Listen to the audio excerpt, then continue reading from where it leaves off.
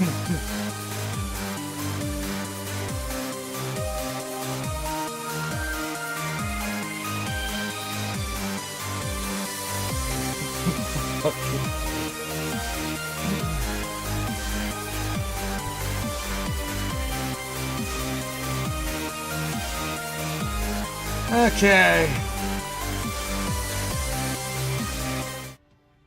Oh shit, hold on. Let me fix that. I'm getting a little covered, a little too much. Alright, hold on. First, let me fix this. Okay. Then let's... No, not that.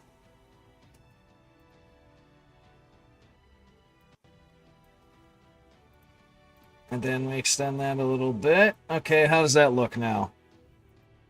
Better. I'm not getting my head covered the entire fucking time. Alright. Well, scuff as usual. What's up, people? It's your boy Dark. We here. We back. We alive. Things didn't go according to plan today, but it's okay, because I've done some stuff that I was going to do later. That's outside of me waking up later, late today. So I say fuck it. We're going to, as best as we can, we're going to get as far in this Lost Belt as I can before dinner. So we have around 6 hours, 5 hours. Yeah. Now granted, me folks, me ma, went shopping today, so whenever she gets back, I gotta take a few minutes to help her with that, unpacking and stuff. But, like I said, we got roughly 5 hours to work on this, and then I think I'm going to be reprioritizing a few things, because I got 2 weeks left before all my free little ley line stones get fucking taken from me. So I think I'm just gonna shift gears, and we're just gonna focus on this Lost Belt for a while, with the majority of my streams going for the next bit here. Because at the rate I'm going, I think I'm not going to make it. But it is what it is. Anyway.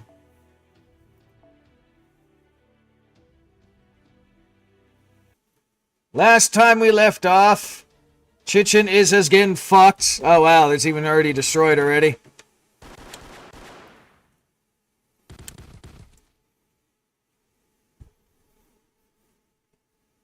Did my hidden powers finally awaken?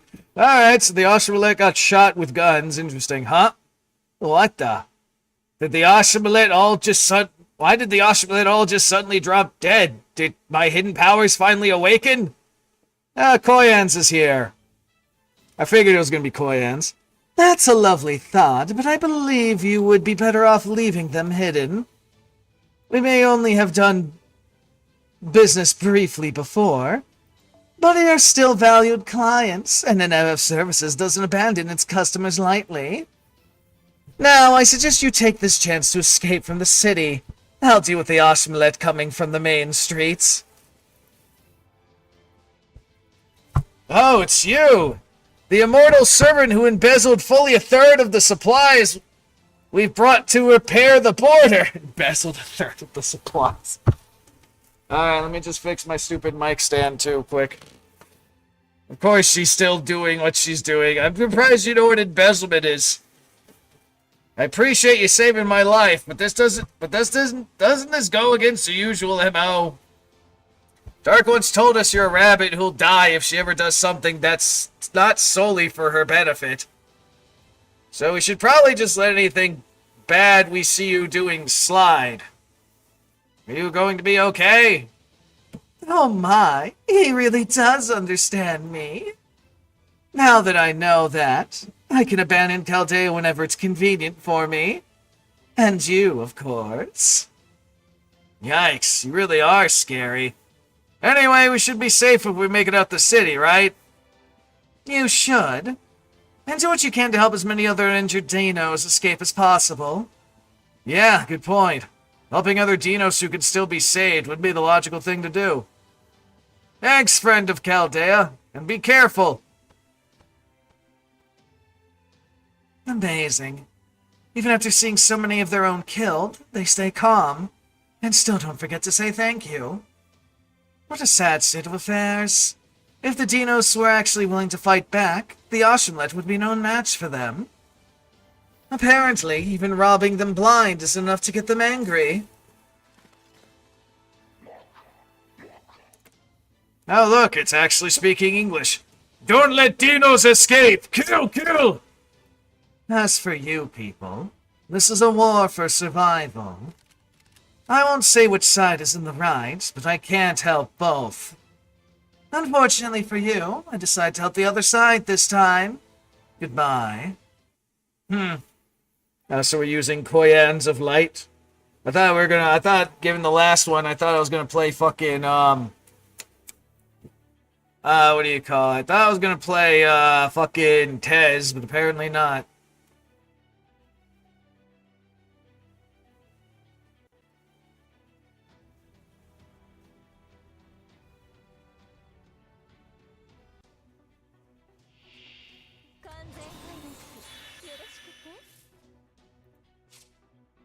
Cover health and NP. Oh, nice.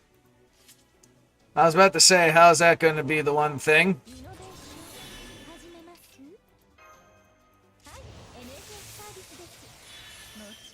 I think we'll go with that. Alright, Koyans, go blow things up.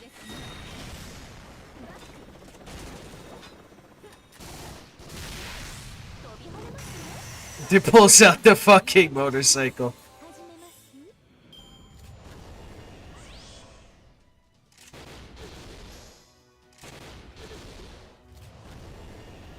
Hey, what's up, Goomba? How you doing? How's the Valentine's Day-ing going for you?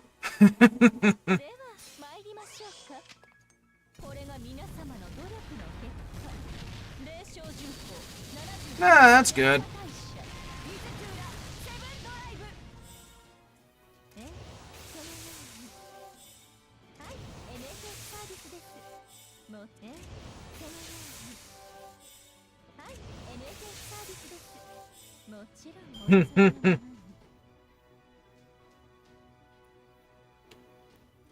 I did finish the event a while back, but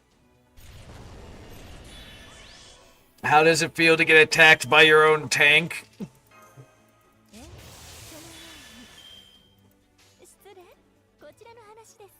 Let me see. Oh shit, alright.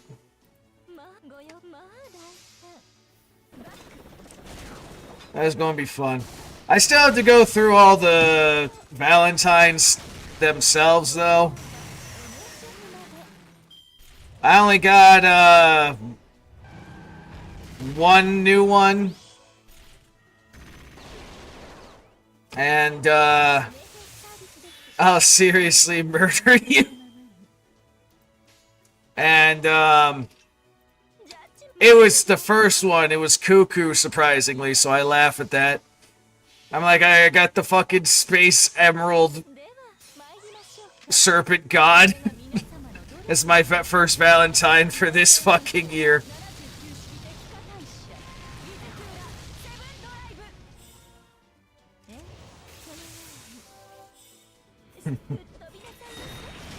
And then I also came across the swimsuit Valkyrie one, which was cute too. One day I'm gonna focus on doing the rest of it. Whether I stream it or not, I have no fucking idea.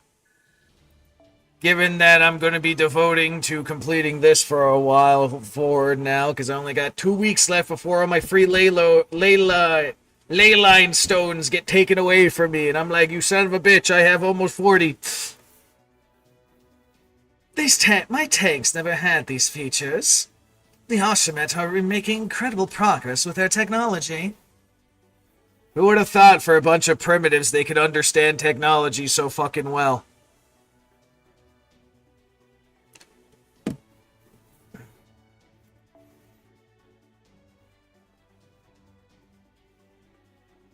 Yeah, I had a little over 40 from the start, but I used like 2 or 3 here and there. Oh, within expected parameters, though. Only 20 squads left, and I should be able to handle and I should be able to handle almost half of them myself. Oh shit, Tez. Oh no, he's in the gimp suit. No! The gimp suit is ugly! It helped a few times. Yeah, given what I think this Lost Belt's going to be, especially towards the end, yeah. Low star servants for the ORT raids. Yeah, because I heard that, like, once they die, like, you can't use them anymore or something. What's this about not helping both sides? Don't tell me you actually retired, Beast. For people like us, someone's 212 tolerant. The longer and bloodier the war, the better. I thought NFF Services was a charitable organization out to give people what they want, and that you were just a warmonger who provides people with as many weapons as they want. You're essentially a merchant of death, just like me. Isn't that right, Toltic, whatever the hell you say.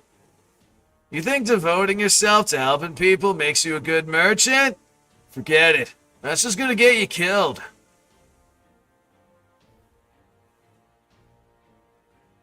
Black. Tez. This war is between the Deinos and the Oshamet. If an animal like you insists on butting in, I'll just have to skin you and serve you up for dinner. Ah, shit.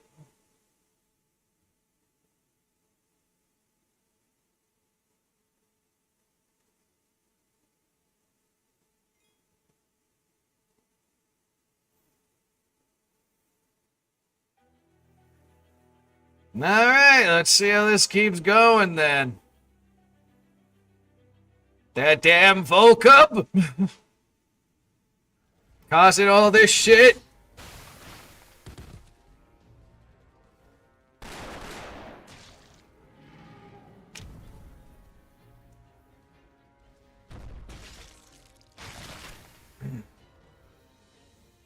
I got a good view from all this now.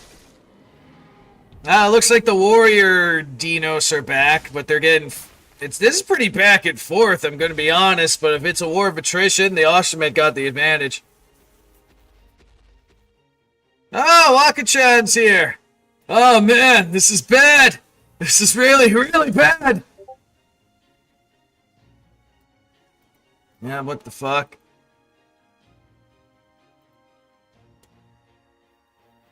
Ah! Someone just says to be that thing. I never felt this way before. My chest is tight. My breathing's hot. My head's spinning. No matter how many Oshamet I defeat, they just keep coming. No matter how many I kill, not one so much as flinches. I'm sick of this. I'm sick of all this. It makes me sick how meaningless this all is. I won't die. I won't fail. I won't get tired. The Oshamet's weapons can't even scratch me. This only ends one way. I win and the Oshamet will die. No matter how many Deinos they kill, they won't ever change.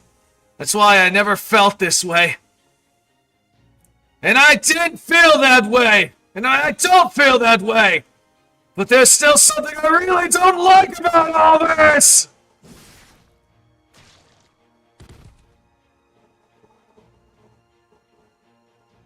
I've always been scared of the Oshamet. It's not their bravery in challenging opponents that they know they can't beat that scares me. Or their tenacity that makes them throw their lives away in the hunt for more Deinos. It's not that they keep bringing stronger weapons, or that there seems to be no end to them. I'm just scared of the fact of facing them. I was scared of them hating me. Scared that I couldn't understand them. Scared of being made to wonder if they had something we lacked. Where did all the warriors go? I can't defend the Deinos of the city without help! I shared the Oshamet gathered around me. I hate this sensation. I never liked the feeling of tearing flesh apart. Over 1,000? Damn. I definitely don't. I have maybe like 10% of what you got in Star Quirks. And tickets, not even close. I seem to be the only one who feels this way. The other Deinos aren't cowards like I am. They're different. They're a different species who can never understand one another. The Deinos sat alone at the apex of Machallan. They said that Milan decided that long time ago.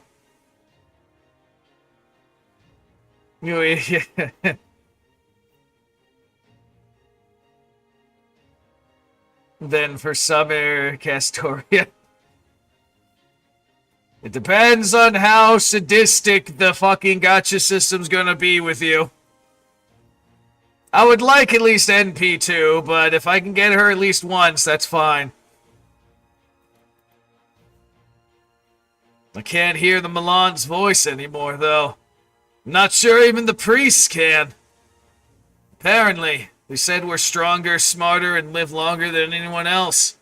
It's been like that our whole lives. And no one's ever complained about it. But it could. But I know sometimes the system could be sadistic as fuck. But maybe that's only because we don't understand what a complaint was. Damn it, my focus is drifting! I gotta hurry! Right. I was heading for the shrine, where all the elderly Deinos are taking shelter. Only the warrior Deinos know anything about fighting. Or, no one else has any interest in fighting. They don't fight back when the Oshulette attack them. Not exactly. They just lash out with their tails and claws. It's just instinct. It usually leaves the Oshulette dead and the battle over. But as Deinos near the end of their lives, their reflexes grow far too dull for them to do that. So they just stand there, letting themselves be attacked for minutes at a time, until they die without even understanding why it's happening to them. It's bad. Really, really bad. Really, really, really bad. I defeated more Oshulette as I ran towards the shrine, but there's already a number of them gathered outside. War crimes, the humans be like. It's too late to save the Deinos inside. I can already tell. I know what I'm doing now is meaningless, but my legs refuse to slow down. Even if I am too late, I have to see this through. And then...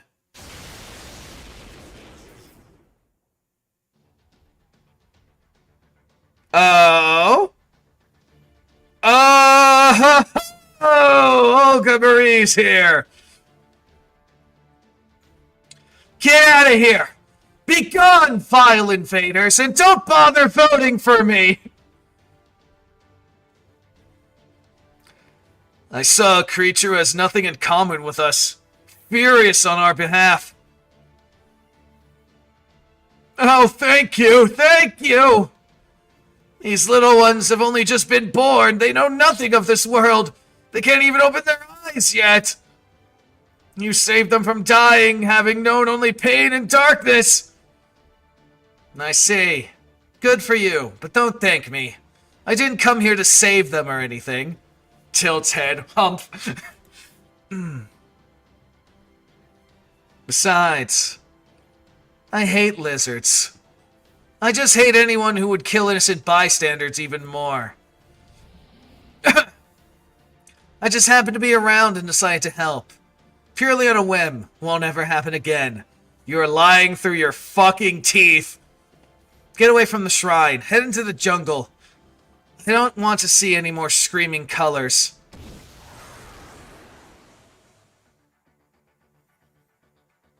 So, I'm sorry. Screw my doubts. I know there's no point in saying this now, but my hopeful future wife is so cool! Fucking Waka-chan. Still hasn't given up on that, even after he basically got dumped, essentially. Good old Waka-chan. Saving that picture.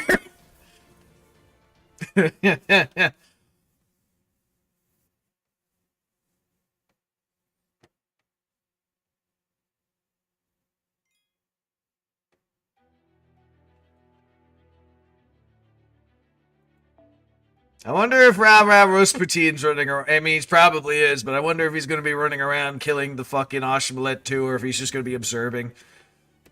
Alright, what we doing? Who we fighting? Probably Ashmalet, but who knows?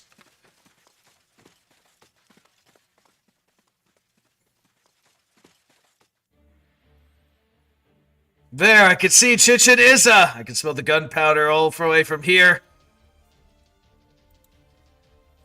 The ramparts have all been destroyed. There's no Ashmalet outside the walls anymore. They must all be inside the city already. I got a fix on hostiles inside Chichen Itza. There are 1,080 Ashmet. Your numbers are decreasing. The Deinos must be fighting back. We need to prioritize protecting the border and make sure the King of Dinosaurs is safe. What's the call, Dark? You and Nito take the border. We'll handle the city. Got it. Nito and I are on our way to the border then. You, Mash, and Kukulon, make for the shrine. Take care of Dark and Mash for us, Habitrot. I know it'll be an urban battle, but you may have to use the Black Barrel. If you're certain doing so won't result in any civilian casualties, then do what you have to. Use it if you have to. So basically, only use it on a real big baddie, yeah? Okay, got it! I hate the fact that we still have to transform her into fucking Organic Smash. I don't like Organic Smash. Even if they made her usable now. I don't like her. I want the OG. I want the one that can make me go, haha, my defenses are impenetrable, laughs and 0 damage. Fucking bitch. I don't care if Shielder can smack people around now. She's supposed to be defense person. Preparing to enter the city. Please get ready for battle, Master.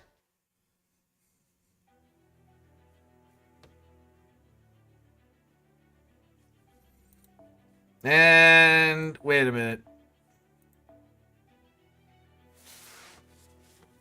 Oh, it's actually letting me use the support? Interesting. Okay. Alright, let me see.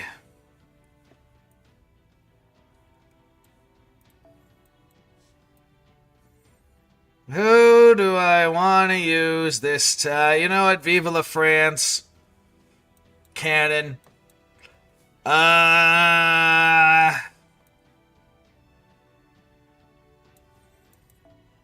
Big Booby Arthur.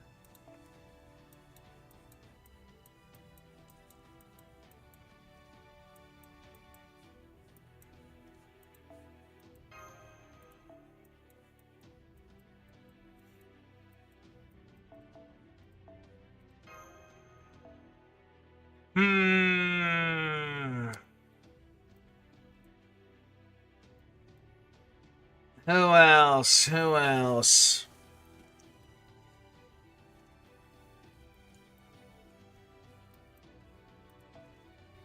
Yeah, I'll bring O'Brien along for the ride, I guess. He'll be in the back, in case shit hits the fan.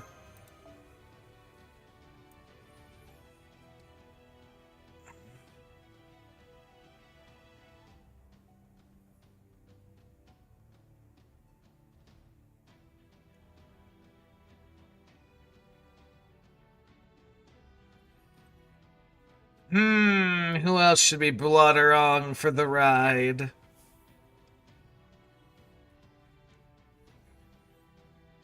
Because if I'm at the point where I go through those guys fighting what I think I'm fighting, then I'm kind of fucked either way.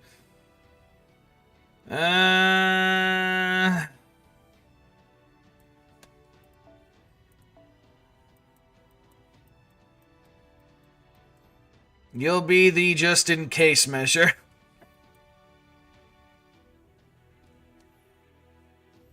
And if I put in trash mash, will I not...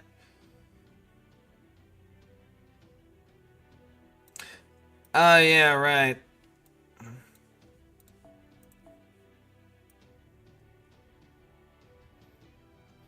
It won't force me to put her in the front, will it? Good, okay. Because the 20% buff, all bond buff is kind of worth it. That said,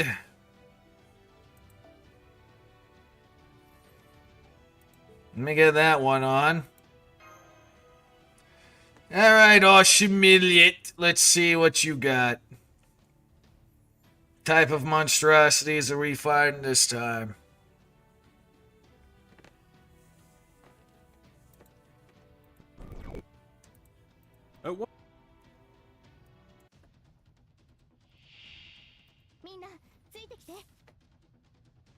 Oh, simple then. Here, I was expecting more, actually. You know what? I changed my mind. I'm gonna switch you out with Zhang Yu.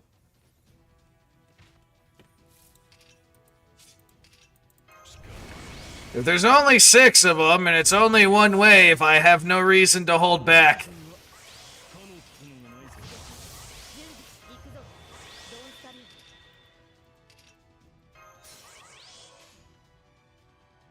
Viva la France cannon, nuke you with big boobies, and Zhang Yu doing his thing. Viva la France cannon!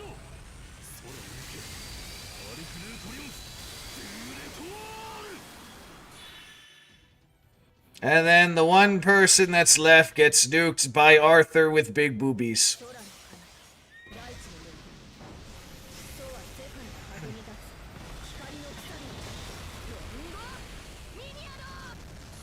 Yeah.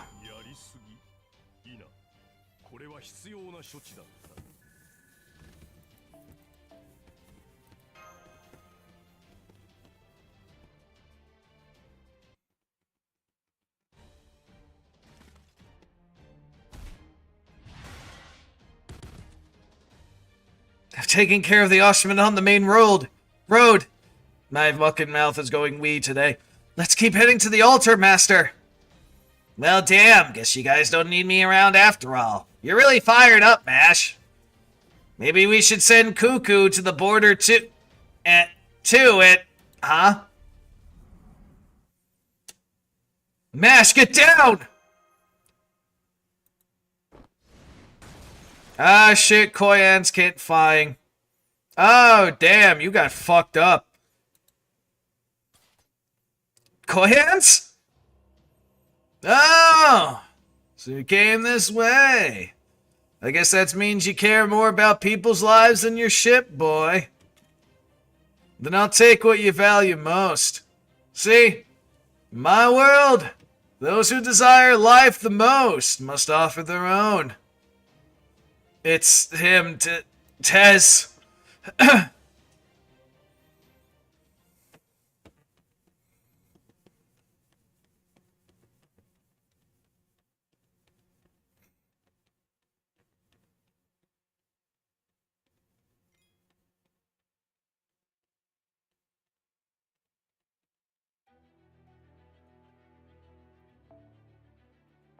And he's a ruler. Interesting.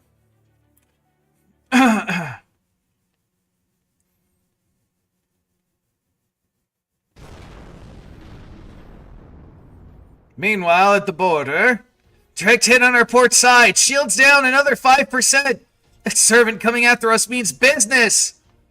We're not gonna last another 30 minutes against attacks like this. And after all the repair work we did. Enough whining. Analyze her attacks and shunt her power to the barriers. Wait, what? and shunt power to the barriers where she's most likely to strike next. That should help conserve some of our energy overall. Whoa, are you sure about that, Captain? If we divert the power to the wrong spot, she'll tear off all our armor in one hit. If that happens, every Marine will have to run out to fix it. And you know what that means, right? It means if we're wrong, we're gonna have to go out there and die? Okay, we're analyzed like our lives depends on it. Because it does. Good. Professor, how's the Divine Spirit Warhead coming along? I'm almost there. Shion and I are working as fast as we can. We're coding it with the recreation of Cuckoo's authority. However the fuck you say Kato's name. Authority taken from Chaldea's Spirit Origin Craft. In Aztec mythology, Cuckoo killed Tulloch once before. So it should pierce her spirit core no matter how tough she is. Got it. Focus on finishing up. We'll focus on giving you an opportunity to see it. I mean, to use it. God damn it.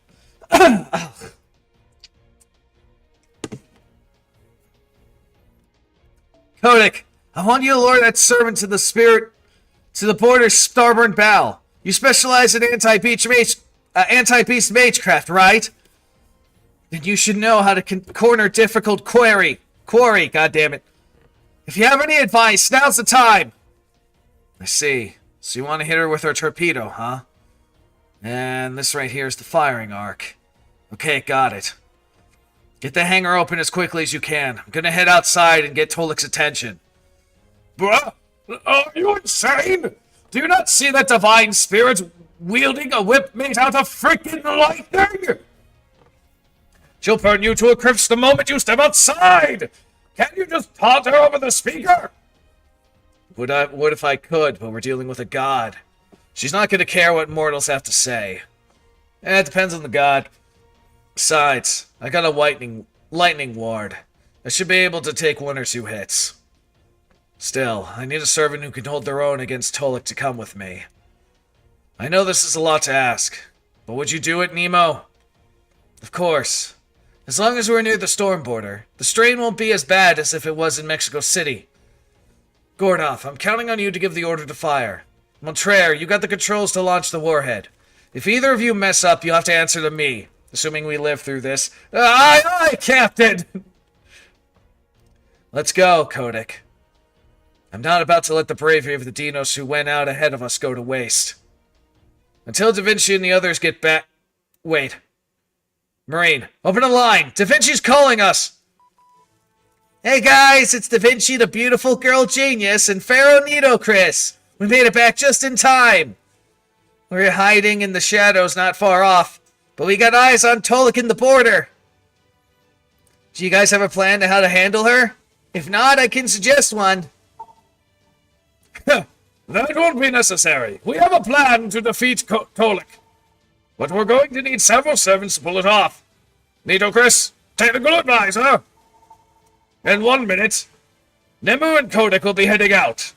I'd like you two to help Tolek, to help keep them safe. From there, I want you two, Nemo and Kodak, to team up and drive her into firing range. Remember, the border's safety and my own hinges on this battle. Yeah, and most importantly, my own. They put something on top of the armor, cheeky bastards. I can't believe the material themselves. Wait. I can't believe the material themselves aren't tough enough to take a beating. This is the whole problem with modern engineering. That's far enough, Tolek. Put that vulgar whip of yours away for now. It's pure insolence. Did you just say my whip is vulgar? How?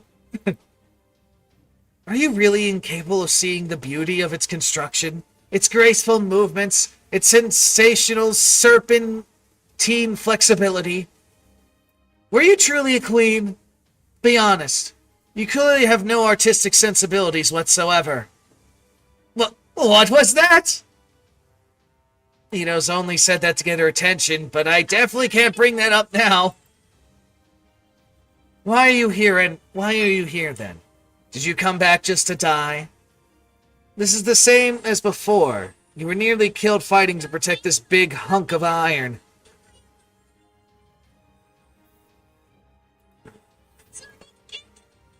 Is this thing really that important to you? It looks like a heap of scrap metal to me. I take one of your country's great pyramids graves over this trash any day of the week. Giant pyramid graves? Okay. Interesting way to put that, but sure, let's go with it.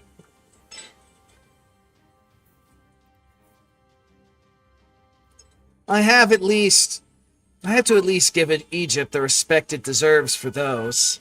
Of course, the Mayans had them as well. I sensed this before, but now I'm certain. You're proud of proper human history.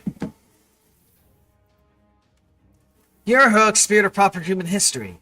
You're meant to protect humanity, but you still oppose Chaldea. What are you trying to say? That it is a heroic spirit's nature to protect humanity? That's right. On our way here, I saw the corpses of countless Deinos who have been mercilessly slaughtered. They know nothing of war or of battle. If all the Ashmet wanted to do was claim Chichen Itza from themselves, the Deinos would have just given it to you. You knew that, I'm sure. But you, a heroic spirit of proper human history, still sullied your name by letting the Ashmet kill so many so pointlessly. Tullik, you're not like Tez. You have no desire for wanton bloodshed. You know this war is meaningless. If you're here only because you're obeying Tez's orders... Oh, I gotta get it. Rest assured that we will hold him accountable. There's no reason for you to protect this lost belt. No reason for you to fight for Machallan. It's still not too late. Join us now and... I think you pissed her off. Shut up. You, who drowned your own treacherous retainers, are going to preach to me about the virtues of humanity? Please. That was... I asked the cryptor about you, you know? I was curious. You abandoned your entire nation because your brothers were killed. You're the queen who deceived and killed those who violated your laws and governed your country. You're a weakling who took your own life because you couldn't live with the weight of your own sins. Not that it matters. You and I are a lot alike. We both care more about our personal interests than we do humanity or order. Mexico City may be a fantastical place built in a lost belt, but people are still living their lives there. As a species, the Ashmolith may be hopelessly barbaric, short-sighted, and immature. But they live in my city, so they are my people. And it is in God's nature to shed blood for their people. And that's why I'm going to kill all of you threatening to take this lost belt away. And that's why I'm going to destroy this eyesore of a ship. I was told to leave the ship intact for insurance. But there's no point keeping this useless pile of garbage around. I can't stand Brother Tez's ideal of fairness.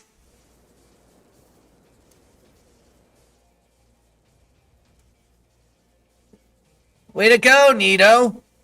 Talik's completely focused on us now. Don't worry about defeating her. We just have to hold her until the border's ready. You shed blood? For your people?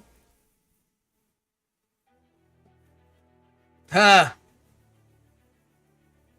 Da Vinci here's thinking, of course I'm forced to use them. Alright, fine, I'll use my versions. Let's go with... Gut.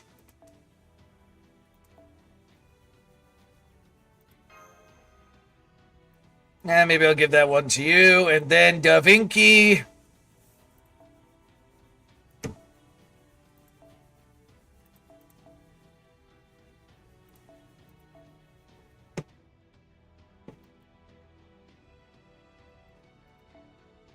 think we'll go with that one.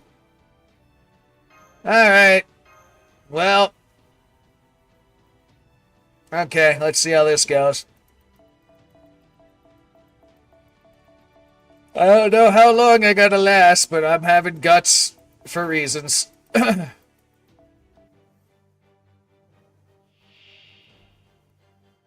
And she can recover, apparently.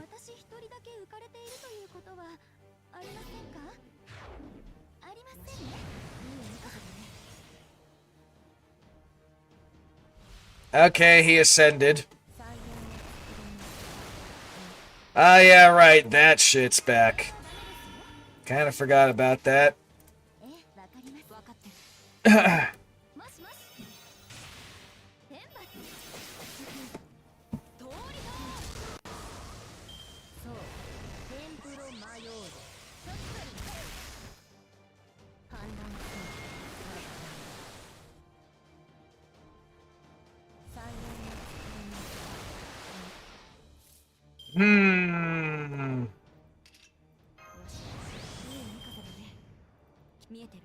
Alright, go get him, Nemo.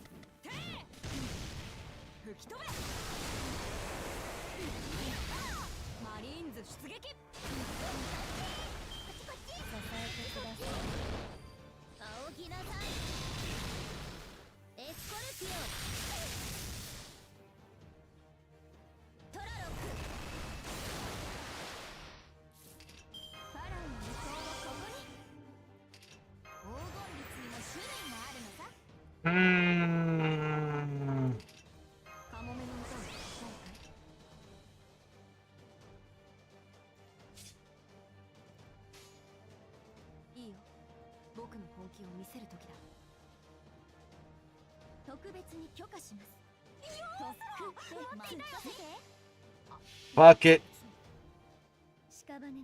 Go for it.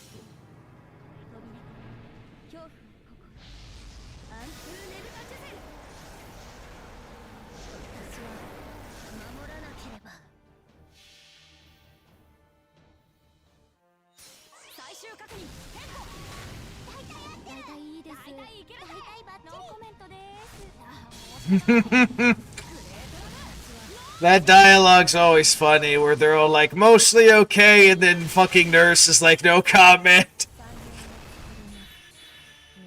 What? Whoa, here comes the shit.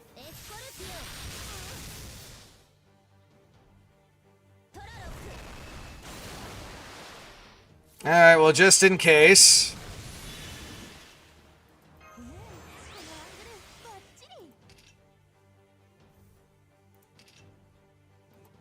I could do that, but I choose not to.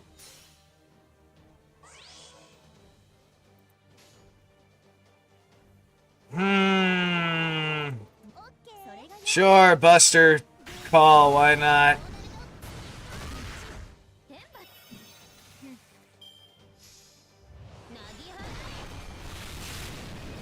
Okay, I was expecting your actual Noble Phantasm, but sure, okay.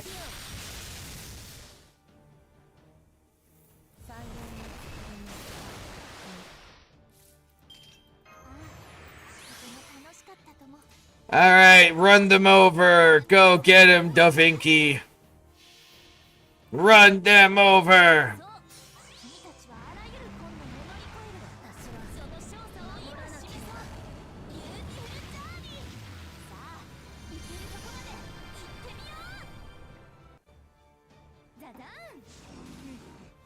Almost got her fucking broke. Almost.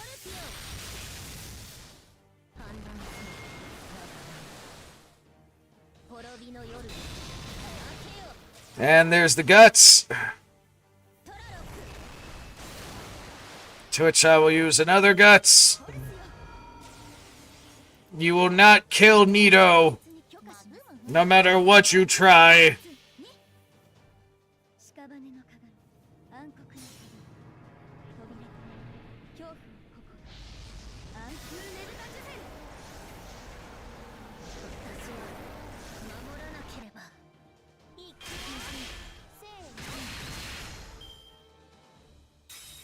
Alright, now. Alright, all I had to do was break her bar, apparently. Here I was prepared to do the other shit.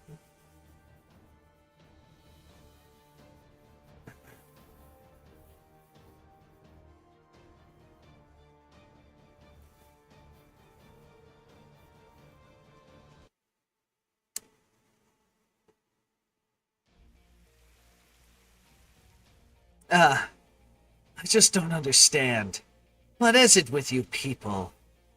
This is exactly how things went before. And here I was, expecting some new weapon or something really shocking after all that big talk. Oh, we got something for you. Forget shocking. This is gonna blow you away in every possible sense. Commander, she's in position! Now's our chance! Right! We're all locked and loaded. Fire at will, mon frere! Don't you mean fire at will, Commander? Fire at will! Huh? It opens? And opening fire. Well, the rain stopped. Direct hit. Nice. We knocked her all the way to the all the way back into the jungle. Command room. Status of the enemy servant. Is her spirit core intact? How much damage did we do to her spirit origin? That was a direct hit from a custom modified anti-divine spirit Spiritron warhead that we can be even used in the void space. Even if she does still have her spirit core, she's definitely being incapacitated. If we're lucky, we might even be able to take her prison. Captain, you and Da Vinci have no idea what we're talking about. She's fine. Repeat, target's still alive. She's already getting back up. Her spiritual origins or readings are really, really weird. What is this? How many spirit origins does she have layered over her core anyway? Oh? Okay. That one hurt. So that was a warhead, huh? Nice trick. I have to give you that one. What the hell? Not only is she not fatally wounded, she actually has more magical energy now? Not even an anti-divine spirit warhead worked on her? What the hell kind of defenses is she packing? And just how freaking strong is Cuckoo if she could one-shot that? That's not it. Tolik isn't a divine spirit.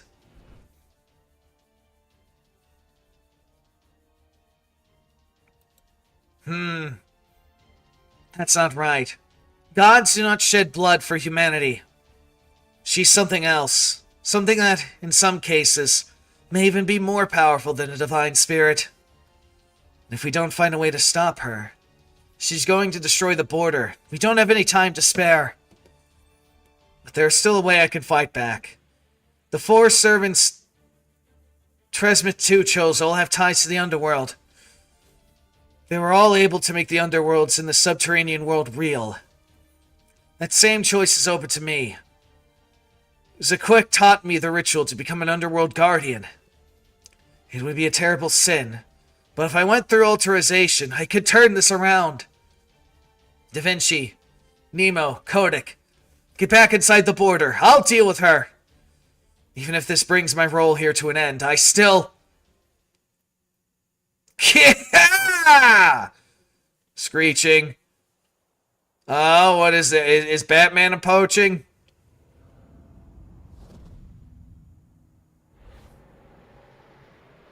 Okay, we got like a death wave or something. Okay, something grabbed someone.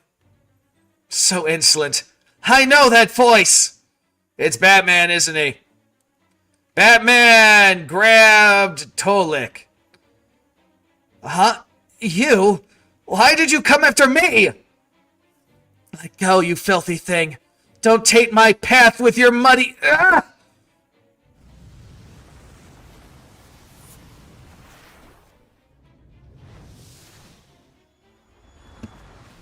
Oh? Did Batman just kill Tolik?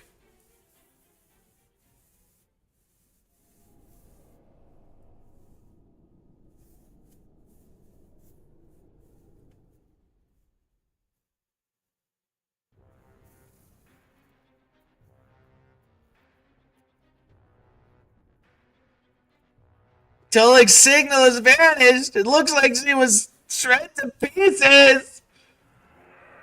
Black something. Holy shit. That thing killed Tolik? Or did it just help her get away? Whatever just happened, I have no idea what that monster is. But I think we'd rather have taken our chances with Tolik. It couldn't be more obvious what that thing is. What's the meaning of this, Cosmazota? What's rescuing us another of your malicious pranks?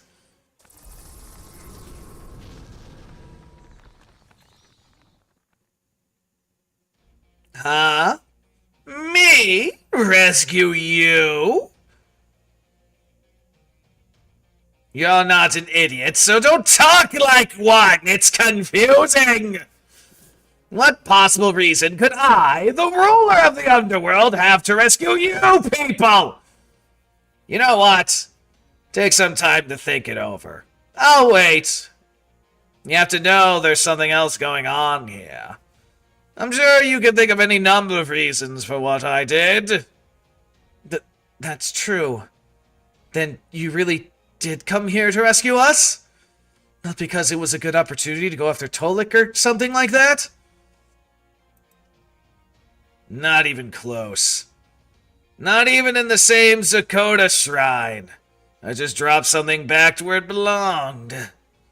She was about to reveal her true identity. If she had, you would have all ended up as sacrifices on her altars. I don't want that. It would be a good waste of human and heroic spirit blood. After all we've been through, are you just going to throw everything away? You're practically my old friends by now. You're the most special guests I've had in ages. So if you're going to die, it might as well be by my hands. That's my reason. Pretty clever, isn't it? Yes, I like that plan. In fact, I love it. Soon, it'll be underworld pilgrimage time. Soon the way to the A-Stratum will open. So come on down to the very bottom of Magellan. Come on down to the bosom of the withered space, the bosom of the withered space tree. I'll welcome you all to the fourth underworld. Oh, my name isn't Cosmazona. Batman is really fucking insane. So you saved us just because you wanted to kill us yourself? That's called saving me, just for malicious reasons. Batman is crazy. Very, very crazy. And another ruler, huh?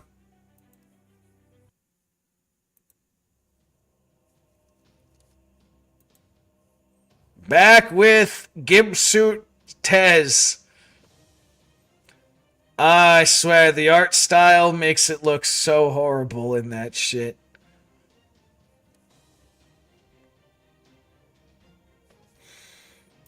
Oh my god. Alright, give me a second here. I'm gonna crack my fucking neck again.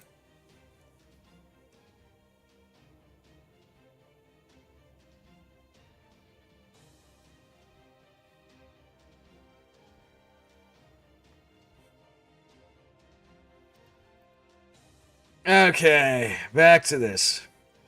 Is that the Tez from Mexico City? But the spirit origin, it's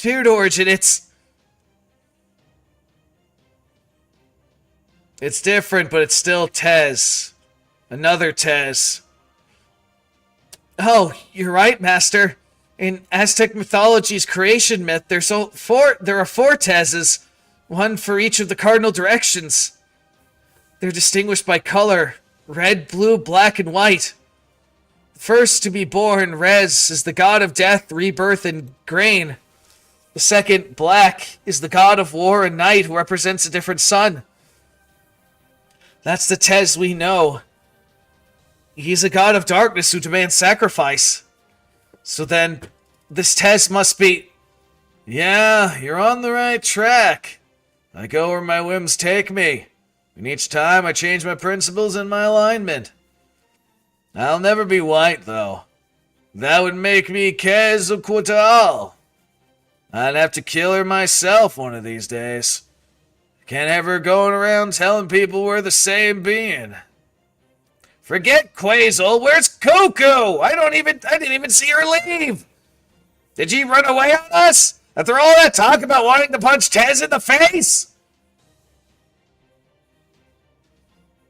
She's not here? Of course she's not here. This is a battle between Machalin's tribes. She's not gonna interfere with that. Hey, what's up, Knuckle? Yes, you can. We all can. The battle in Mexico City was between you and me. Machalin's outsiders.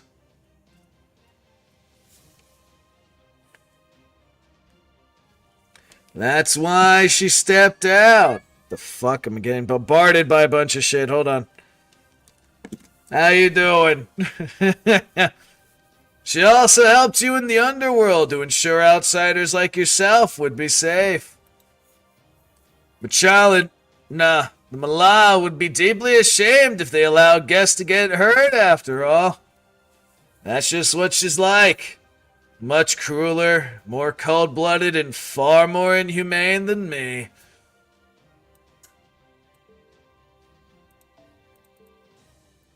Think about it. Has the sun ever lent a hand in any of proper human history's wars? Has it ever sided with a given tribe even once? No, right? It's the same here in Machalin. She's a mechanism that just exists to watch over Machalin's fate.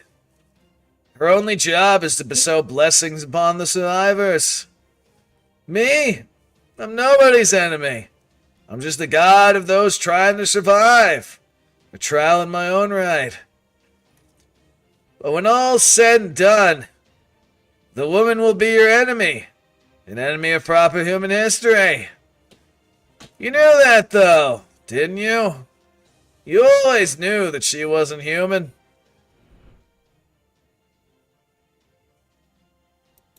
Then flashbacks.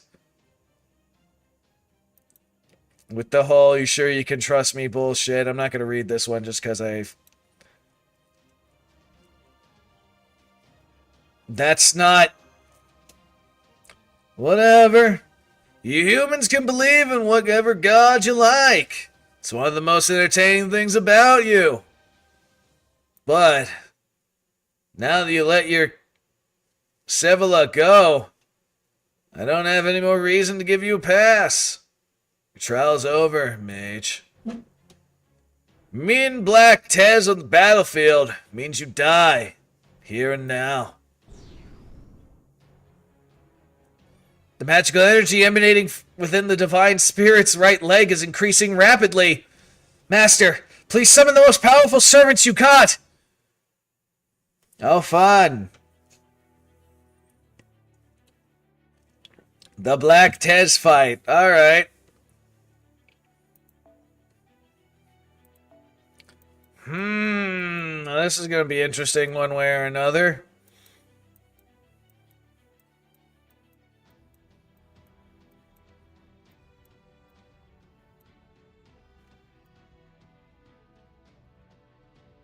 Actually, let me do this.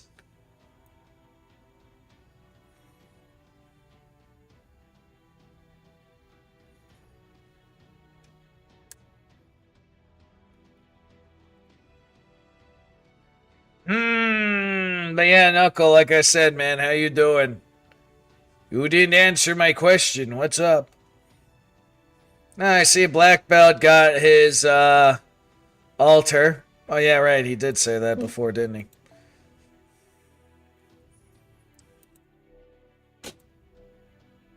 Alright, now is the first time I've, get to use this team.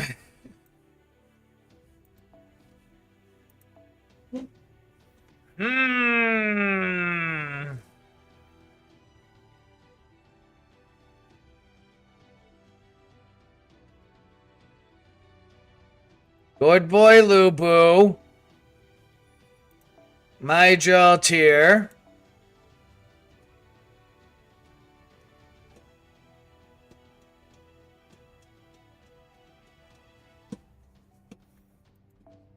Kama in a swimsuit. Why not have it freaking not Ushi? And then... yeah, fuck it. Actually, hold on. Let me see.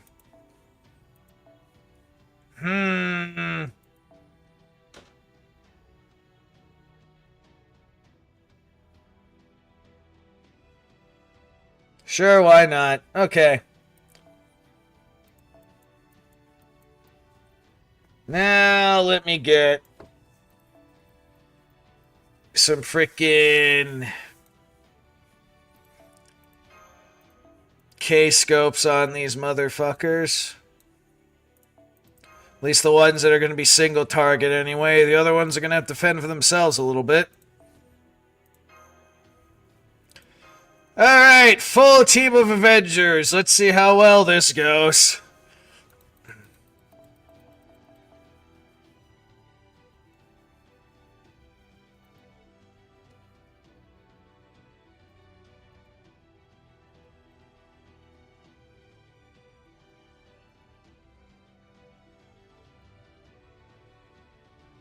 Let's see what type of bullshit coup Tez does. Oh, he's got immortality. Of course he does. The Vanguard and Rear Guard will switch, of course. But you know, in a way, that kind of works. Oh, everyone gets stuck. Oh, that's fucking great. Alright. Let's see. Apply invincibility to you at the end of each turn. That's kind of bullshit. 3 of them, of course. Changes to forest.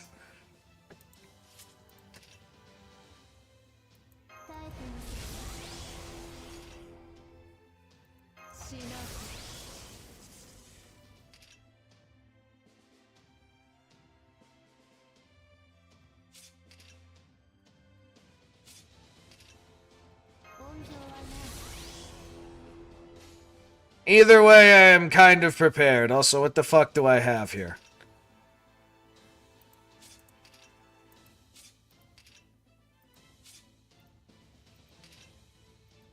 I don't even know what this fucking dress was, but anyway. Alright, do the thing. If you remove the buff, I'll be fine.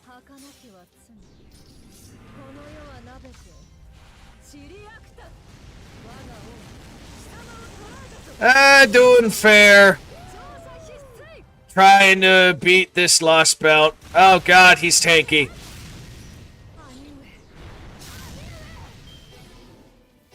Damn it. I thought I was... whatever, okay.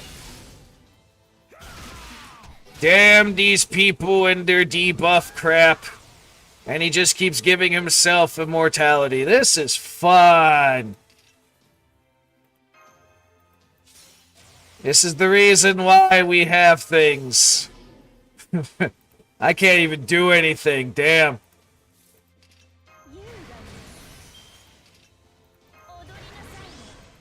Well, it is what it is. Well, you know, outside of that being interrupted, I'm not doing too bad. Just dealing with Tez and his bullshit right now.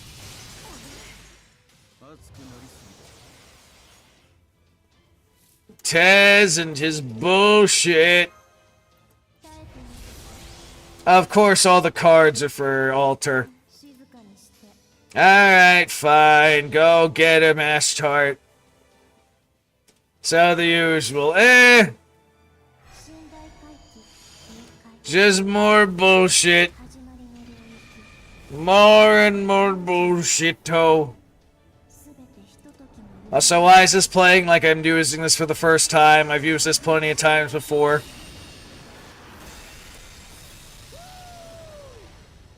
Tez and his bullshit being immortal and stunning my ass. Oh, now everyone's stunned. Yay!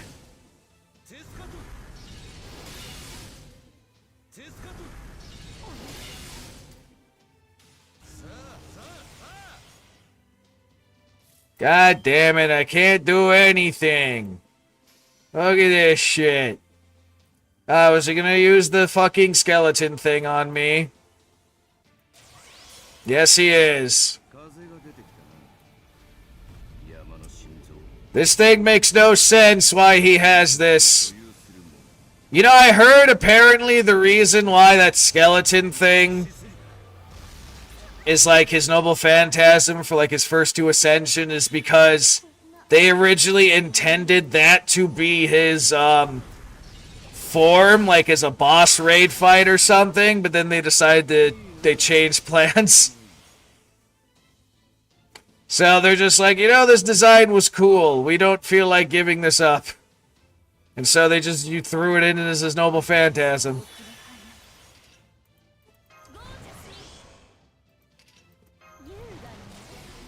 Alright.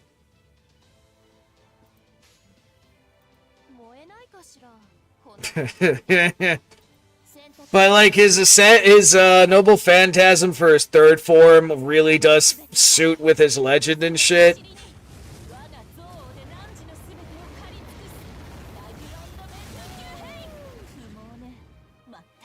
But still, like the first two is just like, oh look, cool skeleton form. We just give it to him just cause.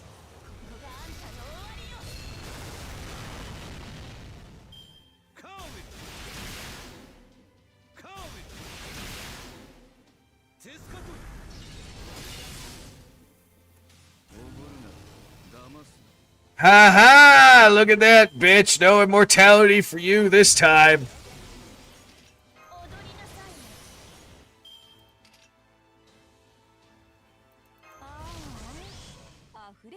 Yeah, that's just cuz. And then... Go get him, my Jolteer!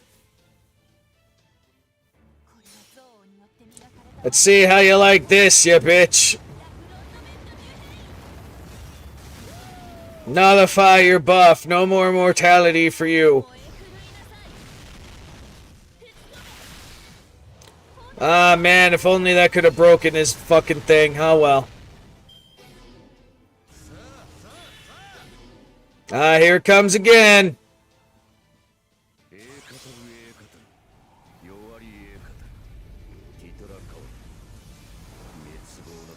I just laughed, though. Apparently, like I said, that was supposed to be his fucking form. Yes, yes, that one's dead. Oh, shit. Okay. Well, we're getting there. Kind of. Alright, let's see. Alright, Kama in a swimsuit. Go get him.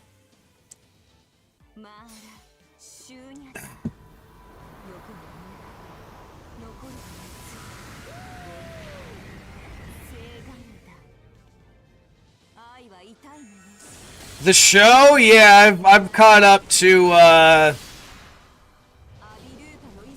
what was it, 2 seasons released so far? I think they released the 3rd one not too long ago. Oh shit, hello there!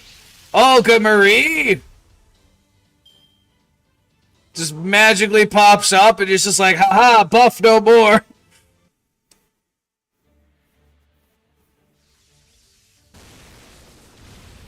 I haven't really watched the new season because I think I saw that came out recently, but I've watched the first 2 seasons. Pretty fun. Well, it's your lucky day, Dark. I just happened to be out for a little float walk nearby and stumbled across you fighting this guy. Welcome, Marie! Oh, look, wait, his mask comes off? You again. First in Mexico City, now this. The hell are you thinking? Revenge? Obviously. I don't remember how you did it, but you killed me once before. So of course I'm gonna give you a plasma shower whenever I see you. It's the least you deserve for killing me. And, that's the only reason. Yep. Nothing else matters. Director Olga Marie. I thought there was something funny about this. I just want to make sure. But you do understand you're Chaldea's enemy, right? Saving these humans will get you nothing. Besides, you're the one who bleached proper human history in the first place. How completely insane do you have to be to help the surviving members of the species you wiped out? Honestly, that's creepy even by my standards. Shut up! I won't stand for your slander! First of all, I have amnesia. I don't remember anything about myself besides my name and objective. Bullshit. You must have remembered back when you saw my face in Mexico City. Along with your real name, your powers, your position, and that fact that you're Chaldea's biggest enemy. Okay, that might be true, but it might also be some kind of mistake. A mistake? Once you declare yourself a god, you don't get to lie to yourself. I've never been so angry. I can't even stand the thought of wearing a warrior's mask right now. And you two, you're no better. You know who she was, and you didn't say a damn thing. You just strung her along, lied to her so you could actually use her for her own ends. Or do you actually believe you were being kind to her somehow? You knew? You knew I was the foreign god? All along?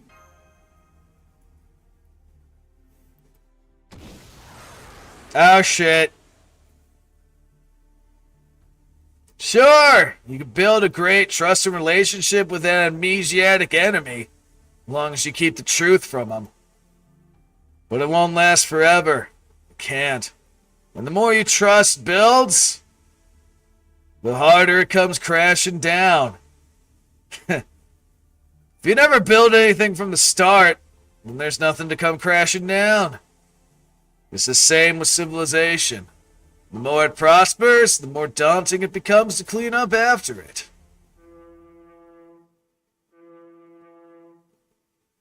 The fuck is that alarm? Is that a siren? It's coming from the altar. The sun's orbit has changed. It means Suzuka killed the king.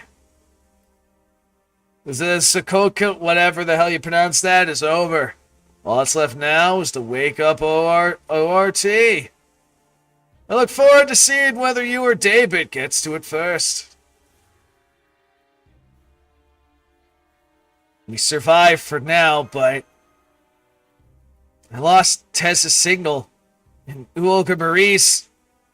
Senpai, what have we done? Can we come back from this? That depends on her, I think.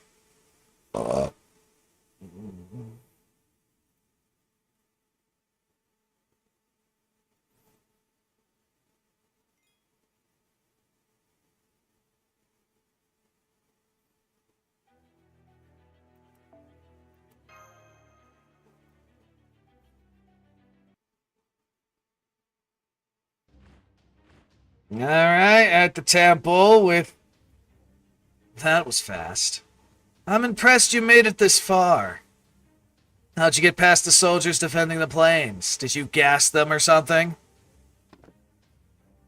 Solid idea. Deinos can repel physical attacks with their biowaves, so targeting their lungs is a smart approach. Gas is a very effective way to kill Deinos. If you want proof, look no further than their inability to get past the toxic gas in the stratum. Alright, then. Thanks for stopping by there, killer. Killer. Why did I say that? It's been a while since that popped up. Knuckle, you have fun, my guy. And like I said before, man, Rumble's always an option.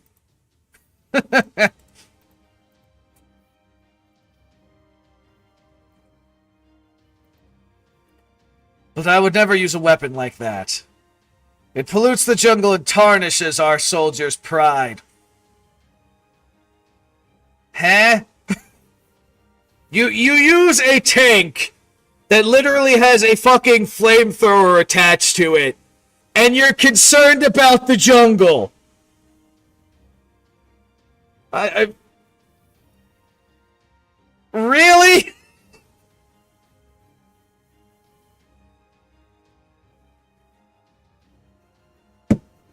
Really? So flamethrower tanks are perfectly fine, but gas is where you draw the line. Fucking pollutes the jungle. What the fuck do you think fire does? This fucking guy. That's the kind of ugliness you get from proper human history. No. The Ashland prefer to fight themselves with iron and lead. Really now? Guns pollute the jungle too. The napalm you use certainly isn't doing it any favors. See, he calls out the bullshit. Enough of this. Where's the king of Chichen Itza? Lead us to the king of dinosaurs and we'll spare your life.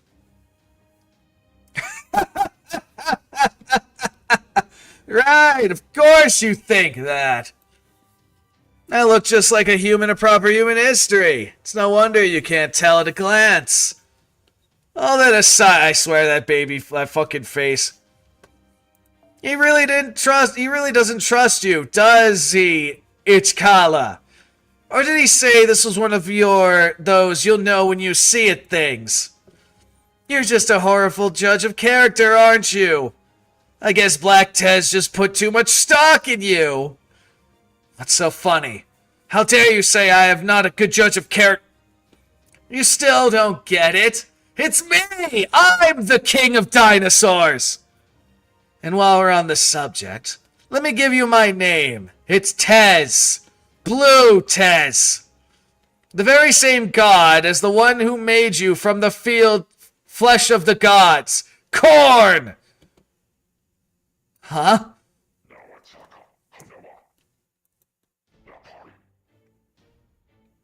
Tez Kapota! Huh? What the hell do you think you're all doing?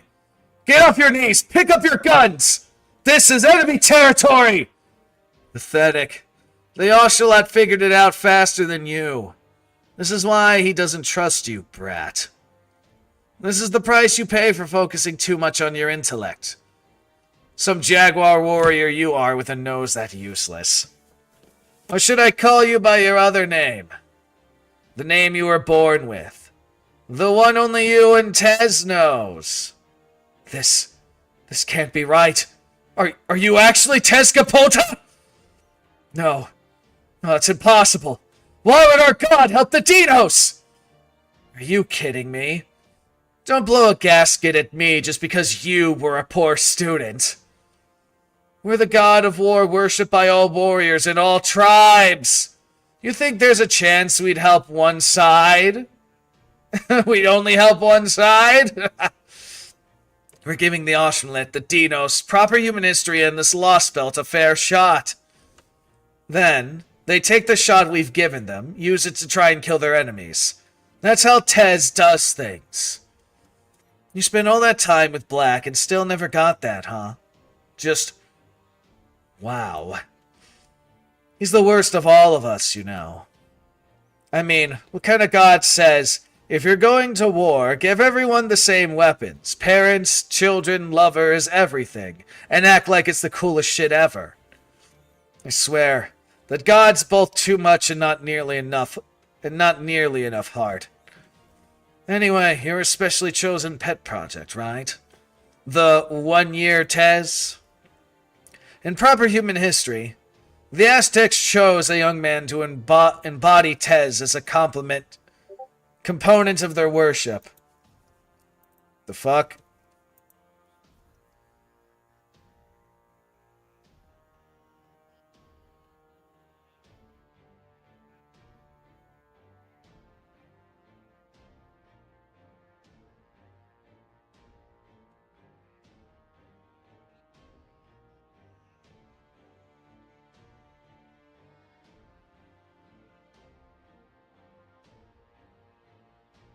Okay, someone's just messaging me a thing. Just get me.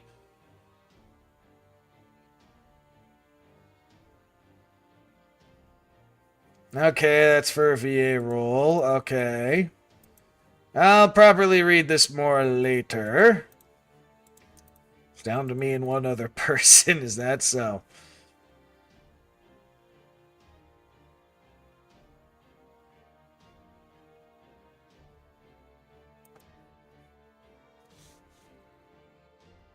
Ah, hey, Jaltier. I was gonna say, you know by now. Besides, you're not one to talk anyway. At least I had 3 girlfriends before. They're just all bitches. At least in this life, anyway.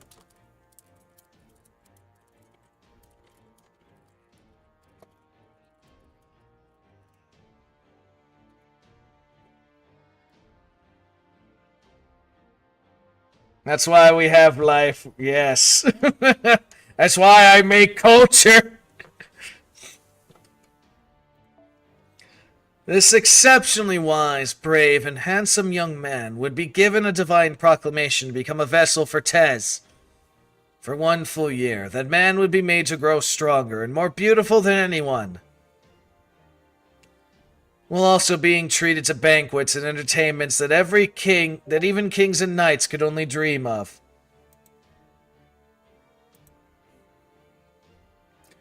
He also was given many, many bitches to fuck, if I remember that particular ritual. The Aztecs had a thing. You were treated as the god Tez for a whole year. You were given all the nice things and all the bitches to fuck, but then at the end of the year they sacrifice you. But hey, you get to have a lot of orgy sex if you really want to. For 1 full year, all the food you want. All the bitches you can fuck. Get all the nice things, but you're gonna also have to, make sure you're still fit and look fucking fabulous and shit. Because, you're representing a god. But yeah, for a whole fucking year, you live the fucking awesome life, and then you be horribly sacrificed at the end of it. But hey, it is what it is. Which means if there's a parallel, then this king of the Ashmalet's probably gonna die horribly.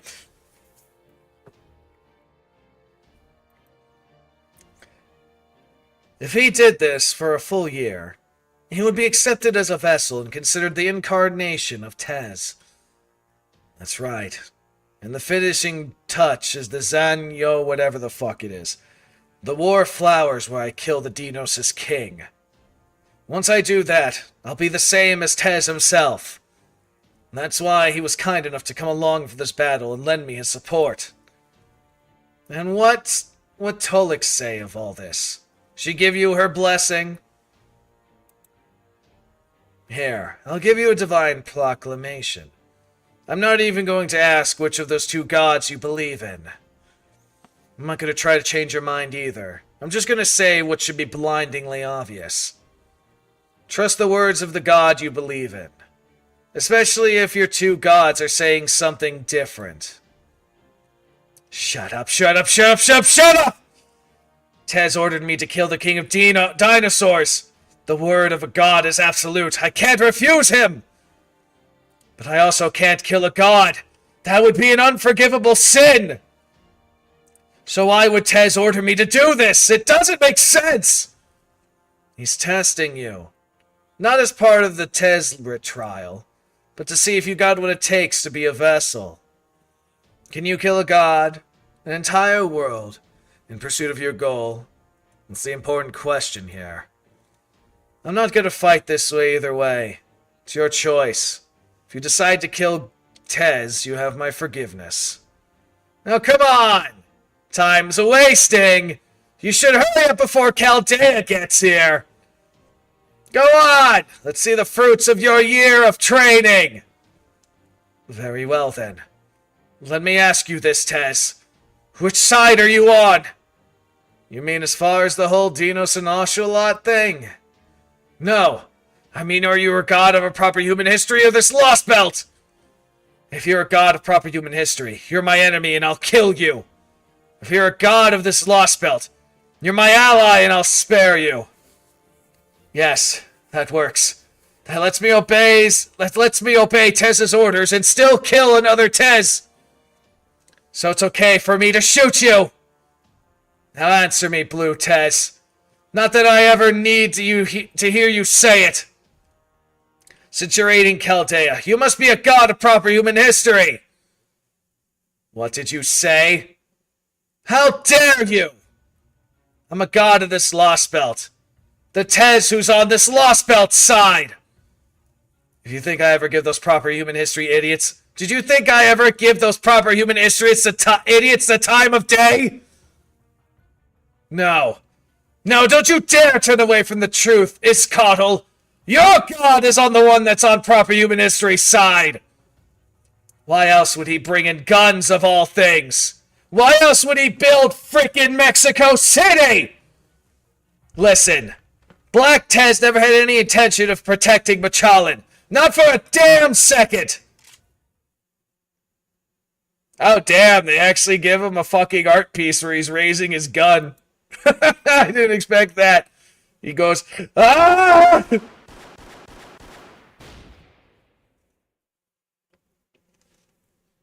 The man can't handle the truth.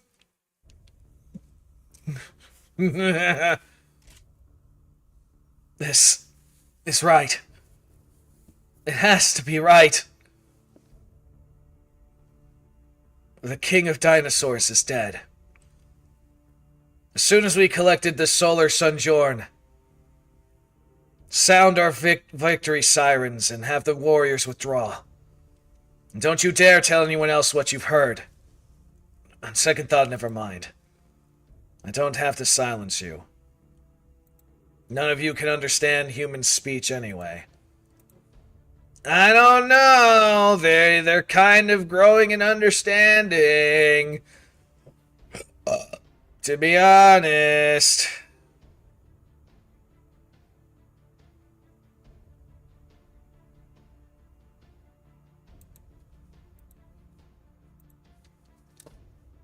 That reminds me, let me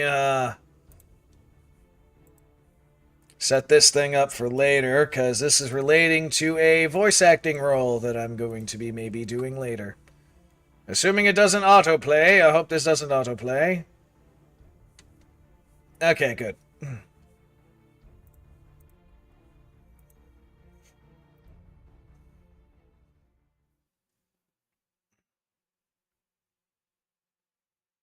I don't know if you want to take stock in them understanding, because some of them are speaking human speak. So Blue Tez is dead, as far as we know. And he claims to be on the side of the Lost Belt, which makes sense. 7th Lost Belt Field Report, Day XX.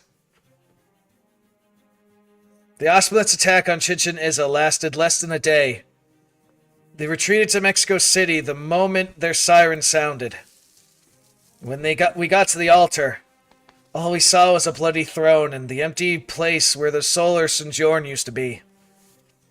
With the Solar Sojourn stolen, the sun's resting place became Mexico City, leaving Chichen Itza mired in sunless night, which has so far lasted 20 hours.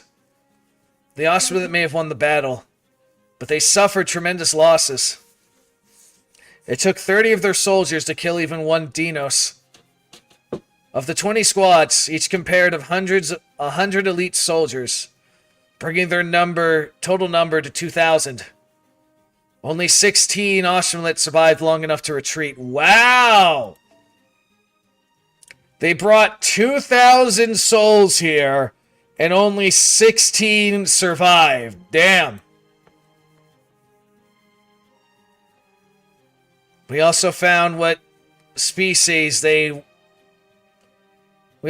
out what species they were when we went to bury their bodies.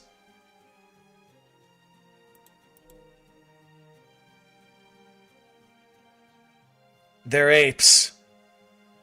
Mid-sized primates with a number of human characteristics. Oh yeah, you can see the broken. So these things are apes? Interesting. They're the newest, weakest species born in Machallan, without any of the Mala's protection. Given their origins and abilities, the Deinos had previously grouped them in the same category as insects. We believe Tez gave them knowledge, weapons, and their jaguar masks to rise them into a new prime species. They're fucking apes? Interesting. 62 Deinos survived the attack. One of them was Priest Vtuber. That's right! I led the Ocelot into the city while all of you were cowering before the King of Deinos! Did Kukalan protect us? No! Could the King of Dinosaurs, with his feeble body, offer us any protection? No! Neither had any business attempting to guide Machallan, or any of you for that matter. Look at all those dead apes! Do you lot know why they went this far? Do you know what they were fighting for? Their goal is to prolong our world's life. They challenged us for supremacy, so they could give the sun new vitality! So how many fucking people were in this and only 62 survived? Up until now, we've only treated those creatures as lower life forms. We never seen them as genuine rivals. But they are the ones trying to save Machallan from its fifth destruction! They are the ones fighting to stop proper human history from pruning us away! I did nothing wrong! There was no room in Machallan for either a spineless king or cowardly Deinos! He got thrown in jail, was charged with treason and thrown in prison. I would have killed him. But even knowing the extent of his crimes, the Deinos bore him no hate. I had no idea Priest Vulcan was so dissatisfied with things. I wonder what could have happened to made him help the Oshmalot, even knowing how dangerous they were. The very act of flying across Machallan skies was always disrespectful to the sun. No wonder he lost his mind. What a shame. There's just no understanding pterosaurs. I still can't believe the Oshmalot were actually animals all this time. I thought they were from proper human history, but it turns out they're from Machallan. I knew them before they became the Oshmalot. They're just dumb animals. In fact, they can only survive in groups. It's incredible how much they developed in such a short time, even with Tez's help. They have survival instincts we don't have, and a purpose we lack. I know our strategy for survival is right, but I guess that also means we can't understand how they think. And there's Cuckoo. That's right. In spite of their intelligence, their whole species has remained unchanged for 66 million years. In most mythologies, the sun was worshipped because it was well beyond people's understanding. Intelligent creatures see meaning in everything. Intelligence is the ability to draw closer to great things. Unintelligent creatures lack that ability and can therefore only evolve to adapt to their environment. But intelligent creatures will always seek a different path than adaptive evolution. Is that so? Deinos are never subject to that law of nature. Intelligent as they are, their incredible empathy meant they never saw themselves as anything special.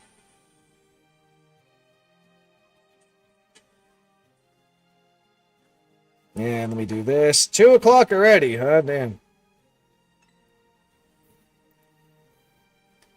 They had no real reason, no real use for innovation, admiration, stories, or even producing culture to aid their survival. They are merely intelligent beings who have lived happy lives in the ideal environment Milan provided for them. And now, the destruction of that very environment is at hand. I finally understand why Milan didn't build their paradise on the surface. They intend to disappear with the sun. Their intent is always to end this Lost Belt underground world without anyone ever knowing. However perfect their civilization might be, this Lost Belt can never be a threat or rival to humankind. It's a pruned hypothetical, nothing more. One path life might have taken. I just want to believe that remembering their end will be a sufficient parting gift as we go our separate ways.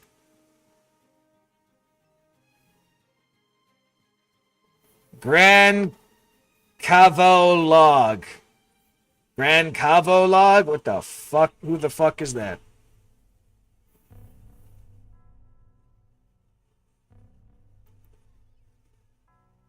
The Deinos are showing all signs of altering thought patterns. It appears to be degradation, but it has nothing to do with extinction. The Tree of Emptiness on the ninth stratum has resumed activity. This has resulted in a decline in the cosmic ray leakage produced by the tree's bark regrowth. Preserving the Tree of Emptiness is the top priority. We forbid anyone from entering the ninth stratum. I see. So the consensus I heard in Mitalan wasn't just me imagining things. I guess this means I'm supposed to kill all the visitors from proper human history. No questions asked. I hoped I was just mistaken, since Milan directions almost never changes. Oh well, I guess I'll just go kill them. I'm a god, so it's not like I had anything... It's not like as if I had anything like compassion or mercy anyway. It'll just be like squashing bugs. Uh-oh. Now we gotta fight Cuckoo, huh?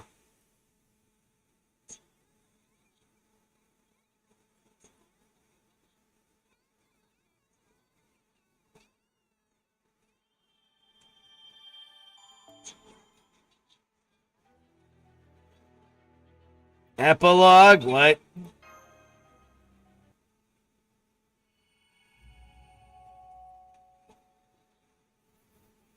Sorry, what? Supposed to be a few more sections of this. What the fuck? Everyone's at a loss for words, huh? Listen, what happened to the city is heartbreaking, but we're still in the middle of a crucial operation. Cold as it sounds, the fact is, we just don't have enough time to mourn the dead right now. Isn't that right, Commander Gordoff? Would you mind going over our current situation and outlining our next steps? Right, good point. We can grieve our losses once the operation is over. The Oshblood's attack left Chichen Itza in shambles. The King of Dinosaurs is dead. The solar sun gem, which controls the position of the sun, has been taken to Mexico City. 60-ish Deinos survived.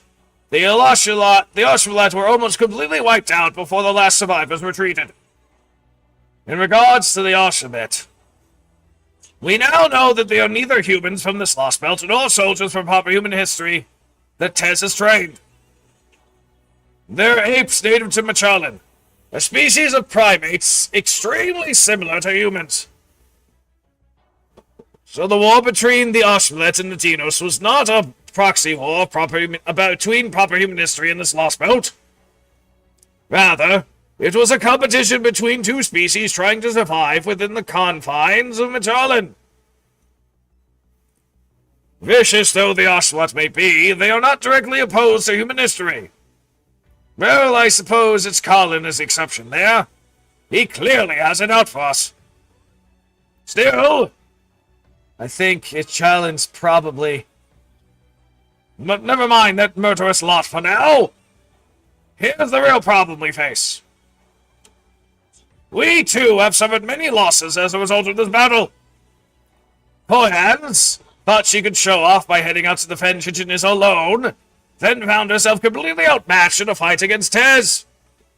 Luckily, Doc rescued her and brought her to the ICU, where she's currently licking her wounds.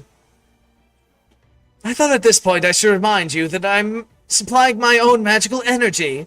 If I had a master to help with that, things could have gone very differently. If she say so. Granted, there's no one in Chaldea foolish enough to provide such a dangerous servant with magical energy. I trust you all agree? Good. Moving on. This Koi-chan, who went out to defend the border from the Ocelot, are missing. However, Seventh gave me a message for Doc and Kirlight before he left. Don't worry about us. We'll turn things around in overtime. That is all. Overtime, huh?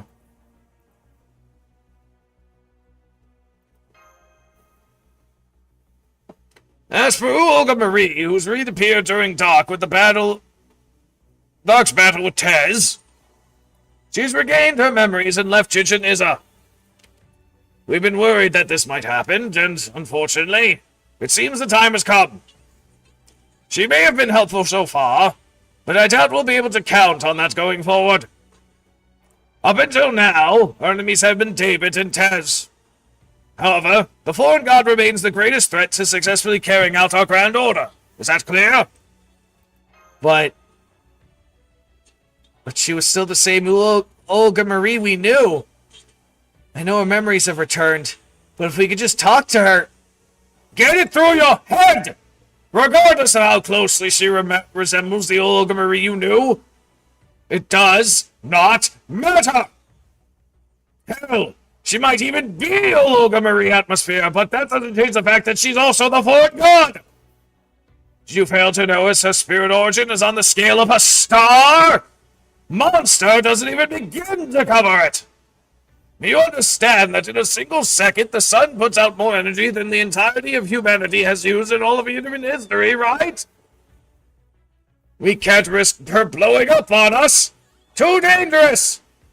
Damn it! Can you two worry about yourselves for a change? That goes for you too, Kodik. I want you to keep a close eye on Doc and Kirlight. Lordy's right. Oh, shit. At this point, we have to treat Olga Marie as an enemy. Unfortunately, she's not the only dangerous entity we need to worry about right now.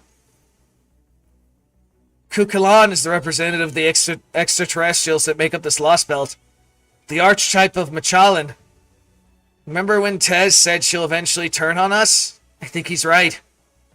So far, we haven't demonstrated any hostility towards Machalan or its people, nor made any attempt to attack. But that won't remain true. We need to cut down the Tree of Emptiness. At the same time, the Cryptor's trying to destroy the Earth by waking up ORT. As far as Machalan's concerned, that makes us both enemies. So, from Cuckoo's perspective, anything not originally from Machalan's an enemy. It is almost certainly part of why she attacked the Storm Border on the surface. She did ally with us for a time thanks to our, thank Dark having reached an understanding with the Deinos. But now there's no more need to keep the Deinos safe. She'll almost certainly try to eliminate us on behalf of Machalan's collective will. Yeah, if I were on the side of Machalan, I want to kill David and Tez first, then us. Still, I wonder, is Cuckoo really an agent of the Milan? Some of what she says does line up with their intentions. But seems to me she also has gone her own way at times. I see. Then we better start thinking of Cuckoo as an enemy from here on, too. It's not all bad, though. If we play our cards right, we can pit our enemies against each other and swoop in to claim the spoils in the aftermath. At any rate, that's the long and short of our current situation. Now that we understand the situation, it's time to plan our next steps. Doc, Mash, and Kodak, I want you to get some rest over the next 2 hours. Go outside and get some fresh air, take a nap, whatever you feel. We'll both meet back here in 2 hours' time. Don't be late.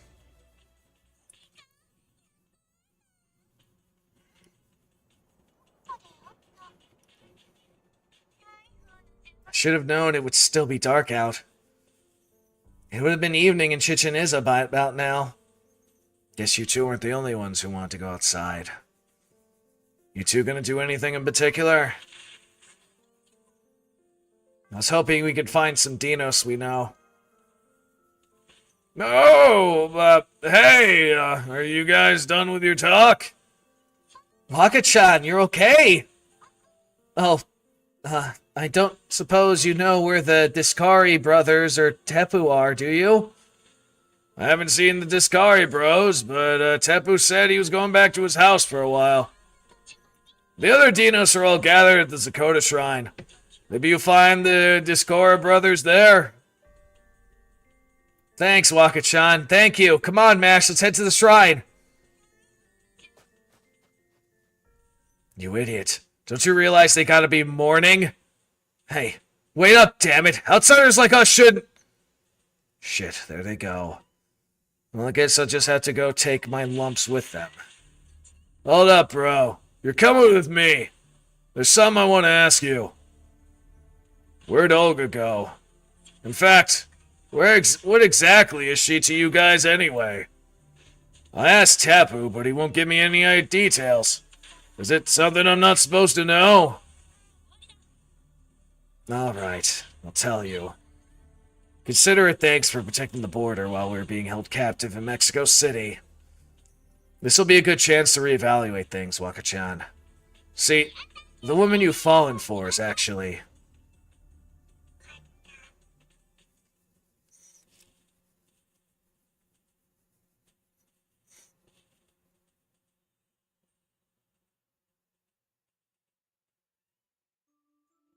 I don't see the Discari brothers anywhere. All of Chichen Itza's remaining Deinos are gathered here. It looks like they're discussing something. Oh, hello, Doc. Hello, Mash. Have you come to tell us more stories of proper human history? This is wonderful. Now please, come to the center. I do hope you'll finally tell us about this Latin America this time. Why aren't any of you mad at us? Huh? Why would we be mad? Oh, I guess there's that business with Volcub. We don't want to put one of our own in the prison either, but we ultimately decided to follow proper human history's example. May I ask what you're going to do now? You know your son's going to explode soon, right? And if that wasn't enough, your friends and family have been killed and your city's been destroyed. We may not be responsible for the sun, but the rest is all because of the knowledge from from proper human history. You have every right to blame us for this tragedy, and yet... Hey! What do you think you're doing? Making Mash cry! Chomit, knock it off! What? Did you show her that crazy math formula you were talking about earlier or something? No, it wasn't like that. Gosh, what do we do now? We didn't mean to make either of you sad, but I guess we did. The brainwaves tell me you're both feeling guilty. Wait, you can see brainwaves? I remember you were worried about this kind of thing before, when you asked us if we hated proper human history. Just you asking us that made us so glad. It proved to us you always accepted the Lost Belts for what they were, even if you fought against them. It also proves you never forgot them. Yeah, that's for sure. It was also kind of painful to hear, though. I mean, you two are still holding on to those harrowing memories even after going through the cycle 6 times now, right? It's too bad you can't forgive the old ones each time, but I guess that's also why proper human history got so many stories. We have stories because we don't forget? No, yes. That's the biggest difference between proper human history and us. We don't have any history or any stories. That's why we can accept extinction as a matter of course. It's just never been something we thought of as painful. Different skinned, huh? You're talking about happy-go-lucky, right? Talking about happy-go-lucky, right? Right? Heck, I can only say that now because we finally know how the Lost Belts work. Wait, does that mean... I know it may be very rude to ask this of all of you, but... could it be that Tepu isn't uniquely understanding, but rather that all Deinos are... well... you mean, do we share a similar brain structure and levels of intelligence? Yes, I suppose we do.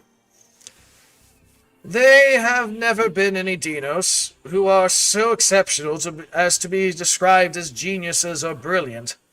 So no, Tepu's mind doesn't work any different from ours. He just sees things differently thanks to his unusual eyesight. Once we heard your stories, every Deinos understood that Machallan is a Lost Belt, a place of cosmic fantasy. Even knowing that, we still love your stories, though. Though, admittedly, they do make us feel lonesome as well. Not me. I had a great time hearing them. I would just still wish I could have gone swimming in Atlantis. There are more reasons for us to keep going for another generation. All the more reason for us to keep going for another generation. That way, there'll be a world for aquatic Deinos. There's no way you could become a Pretiosaur, Kumu. You're way too impatient to wait for evolution. Anyway, it's about time now. Time for what? Time for what? Are you all heading into the jungle? That's right. Now that the Solar Shogun and the King of Deinos is gone, we have no reason to stay in Chichen Itza. Good luck with proper human history. We wish you all the best. Please, don't worry about us. We're always destined to die out here.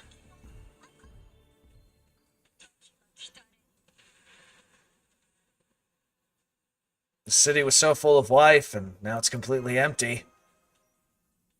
Yes. Not only were they not despondent about their fate, they're actually kind enough to worry about us. They don't hate anyone. They don't resent their circumstances. They just share whatever happiness they have with as many as they can. It's wonderful, but for some reason it makes me really sad too. I know the feeling.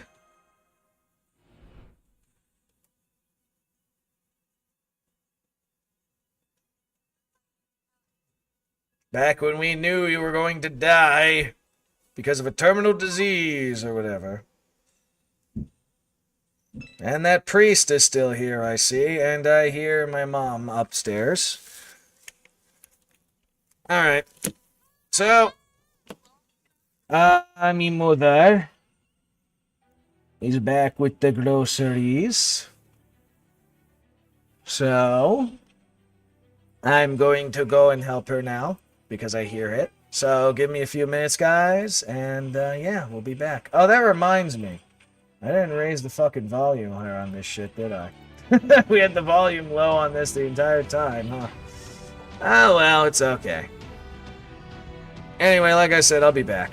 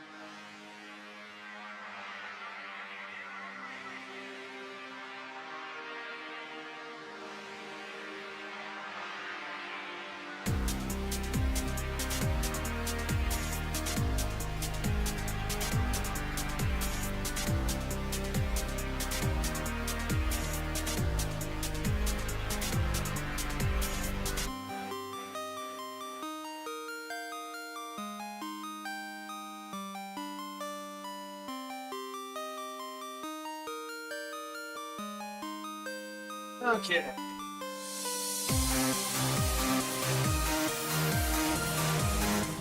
Alright, I'm back.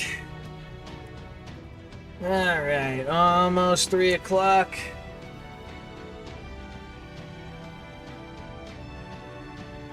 Okay.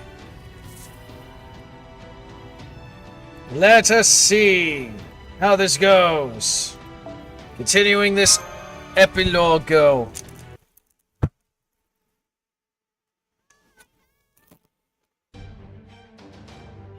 Yeah, Koyans is fine, looks like.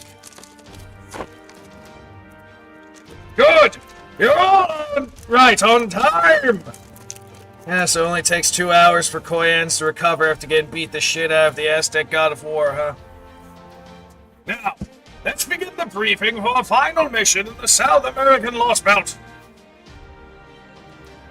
Nemo Professor, Scion, how are the storm borders repairs coming along?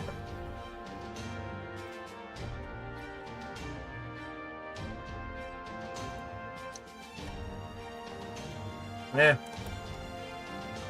Starting to get pale there. We have finished mending everything except the onboard facilities in the engine room. At the moment, we're getting ready to restart the Tryon engines. Yes, sir. We're counting down the moments until we can begin repairing the armor plating electromagnetic barrier. Armor plating's electromagnetic barrier that Cuckoo destroyed, and begin reapplying our anti-spirit and anti-curse membrane coatings. We should be back at combat readiness in about 10 hours.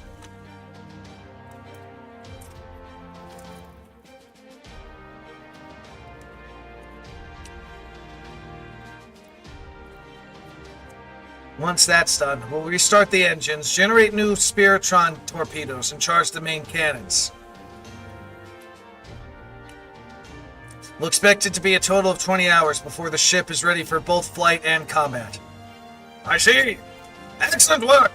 To be honest, I was secretly beside myself when the Spirit was nearly split in two. I didn't see how we could possibly come back from damages like that. But you actually succeeded in restoring the whole thing. Thank goodness for Machallan's abundant resources. I got a report to make too.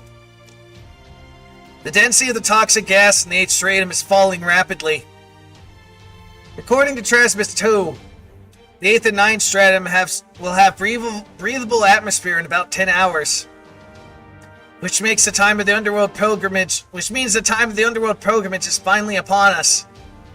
The only catch is, like Nemo said, we can't move the border yet.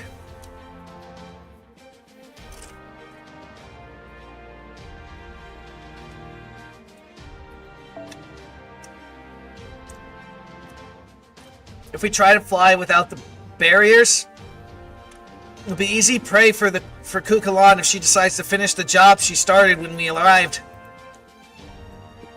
Unfortunately, David is almost certainly preparing for his own underground pilgrimage even as we speak.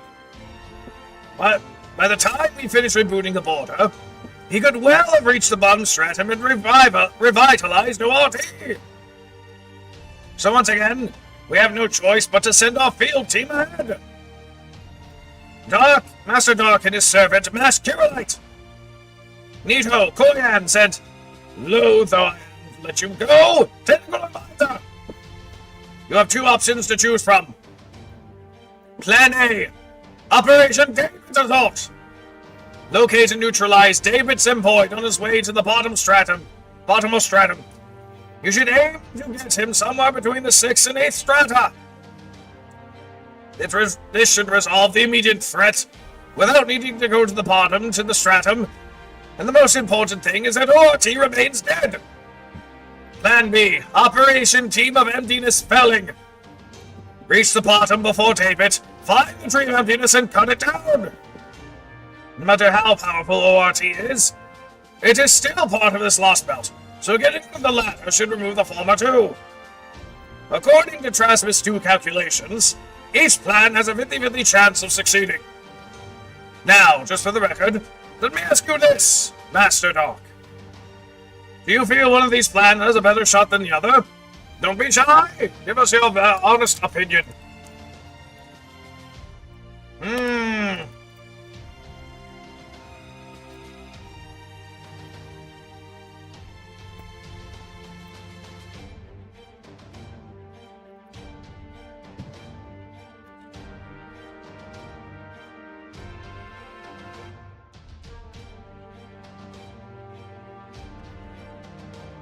I'd say David Assault.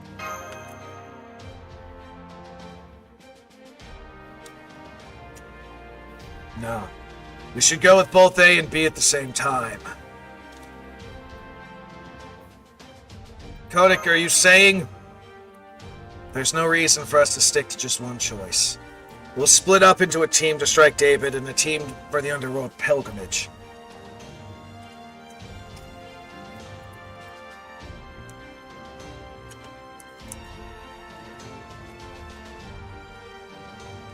Even if the strike team fails to stop David, they should at least slow him down. That'll buy the Pilgrimage team time to reach the bottom stratum, cut the Tree of Emptiness, and destroy this Lost Belt. That gives us the best chance of success. I, of course, will be on the David Assault team. I need the Shadow Border, Koi Ends, and the best driver you got. My plan is to go after David in the Third Underworld.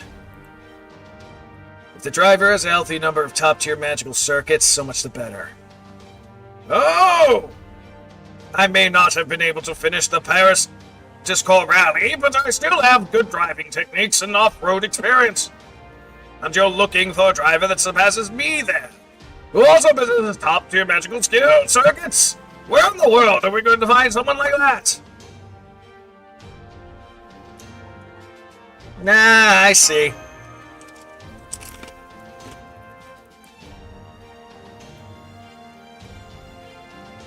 Right?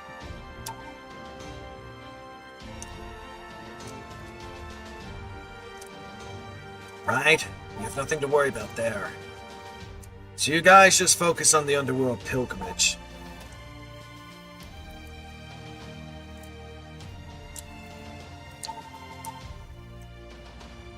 I haven't cleared the Third Underworld, so that rules me out of that group anyway. Fine, I was already planning to use the Shadow Border in this mission anyway. Alright, the advanced team will take the Shadow Border down to the 6th stratum, the Third World's boundary. From there, the Pilgrimage team would head out, and head to the bottom stratum to cut down the Tree of Emptiness. The David Assault team will stay in the Third Underworld boundary, set up a dragon net, and carry out the plan from the Shadow Border. I don't love the thought of the Pilgrimage team going on foot, though. We'll need help from Deinos, who can act as transport.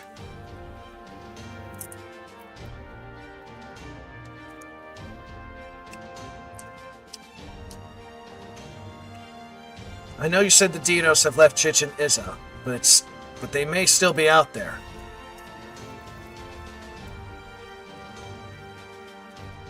I'll have the Marines take a look around and see if they can find a porter.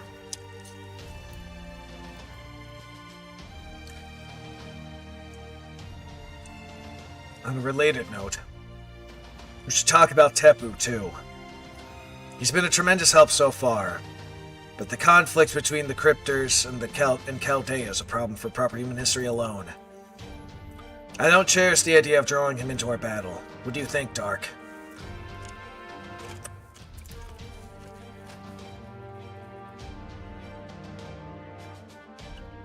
Be wrong to leave without a word after coming this far. Got it. Then I'll leave it up to you. Tepu likes to act mature, but he's intensely curious.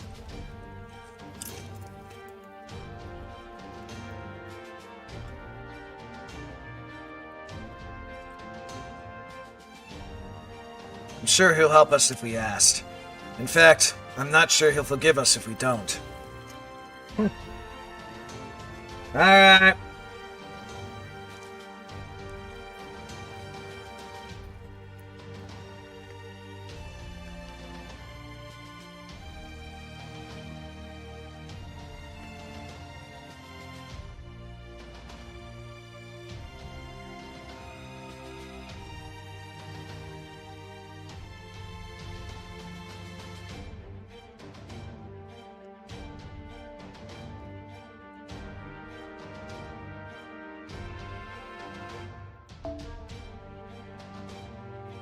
Agreed.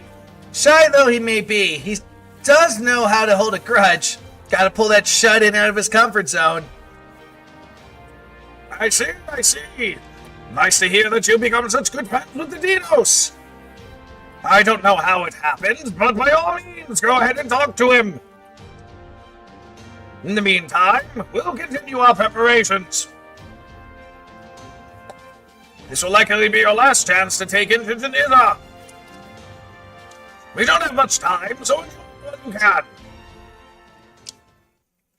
That said, I am going to step away to grab something quick. Meanwhile, in Mexico City,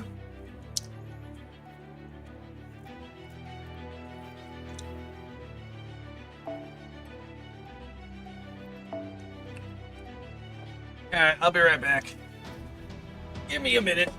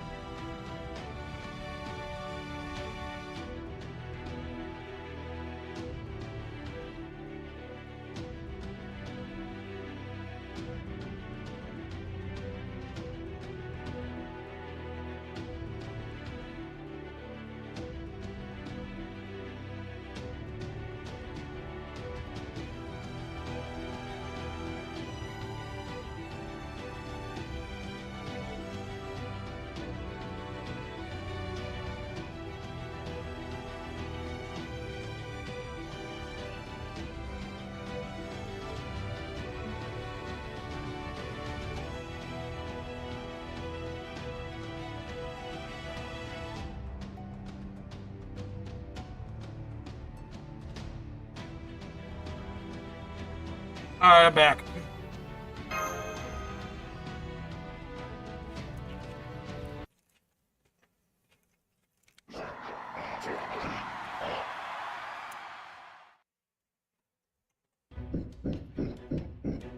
Now they're making ape sounds. Son R, sing is Machallan, Machallan.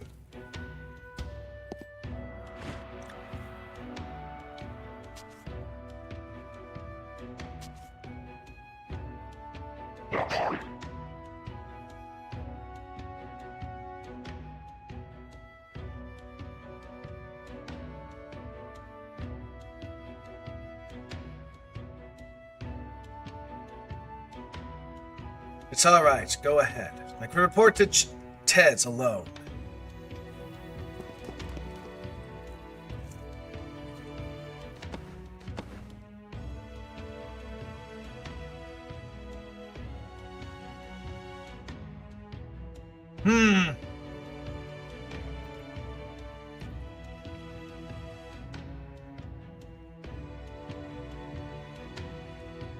So the women and children who have been living in the jungle have come to the city.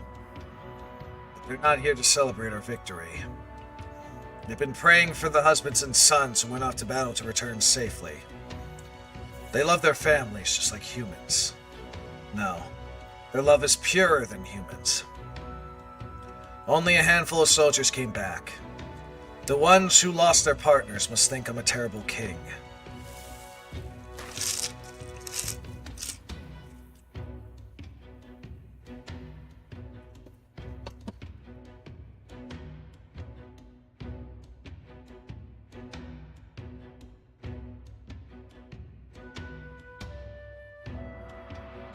Oshulet's been training to join the Royal Guard for half a year.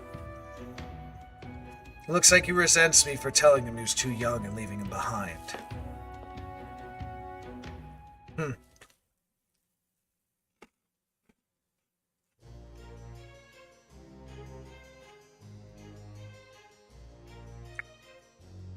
Familiar love. Familial bonds. The affection which develops naturally from the moment one is born.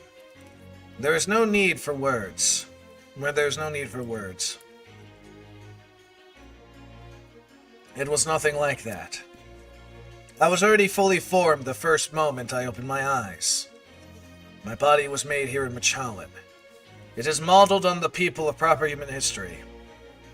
My mind was shaped to be the king of Oshumet. That is who I am. I have no family. There are no others like me.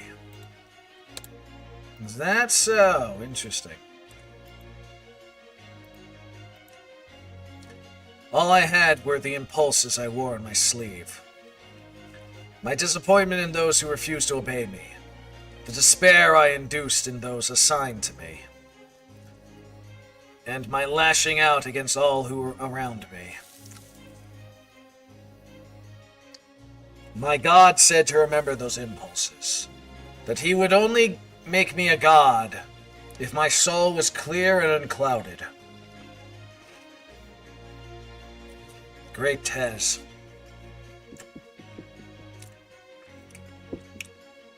Despite him being a god of proper human history, he discovered the Oshumet.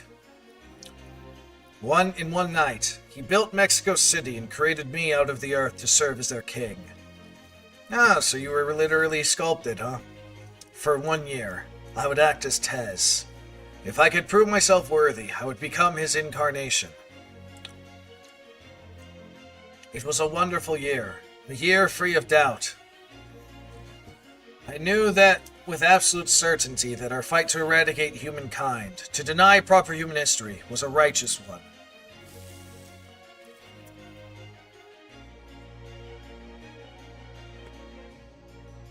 And now, we've decimated Chichen Itza and invited the sun into Mexico City. Machalan now belongs to them. Not that it matters to me. From now on, they will be the prime species in this world, because I am not an Oshulet myself. I completed my trial of being Tez for 1 year. Now I can finally remove my mask and be rid of my childhood name. I dreamed of this moment all my life. The moment I would finally receive the power to strike back against everything. And yet, for some reason, my heart is clouded.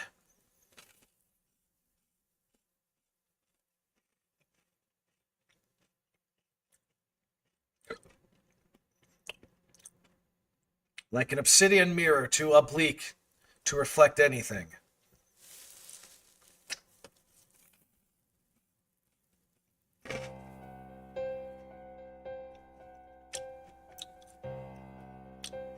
Huh. Behold! The sun has moved from the Mayans and the Aztec. Now we have the minimal valuable model of proper human history in place. Oh, the triumph of King returns! Welcome back, Ichkala. Did you kill the other me? I did. I riddled him with bullets.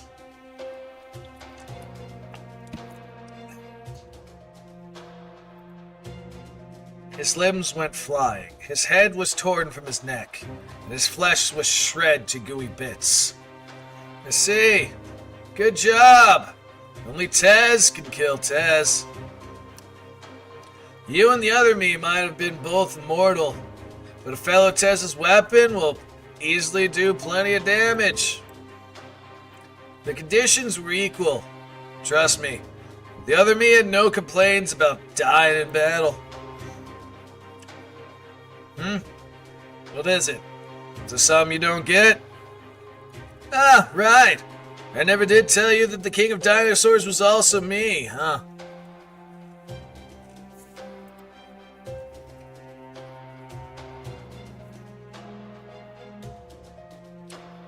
That's only 'cause I trusted you. I knew you were the kind of guy who could step up when he had to.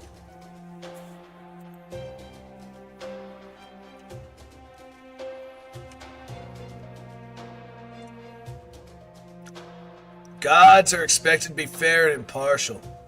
You wanted destruction more than you wanted to win.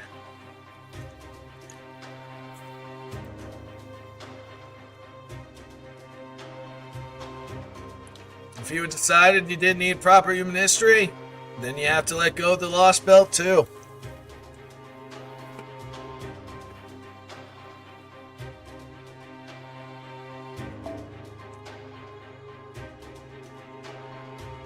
Understand? If you chose extinction, you can't leave one side standing. You need to get rid of everything or start... I need everything to start all of it fresh over.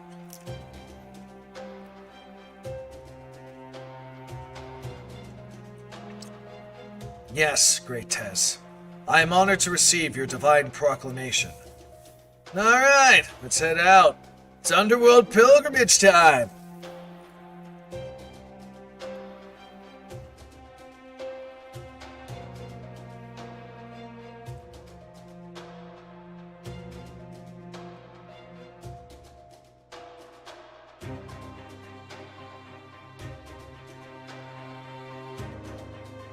Get ready to leave, Ichkala. I'm about to make your wish come true. Underworld pilgrimage. Does that mean we'll be going to Michalin's bottom stratum? That's right. Whatever the hell you pronounce that name as. The 9th stratum.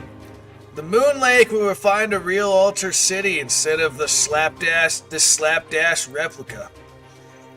The place known as Azalit, the land of beginnings. It's also where you were born.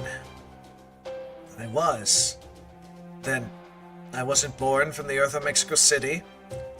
That's right. The cities is the only place I could have summoned you. I mean that city. Hey, I know.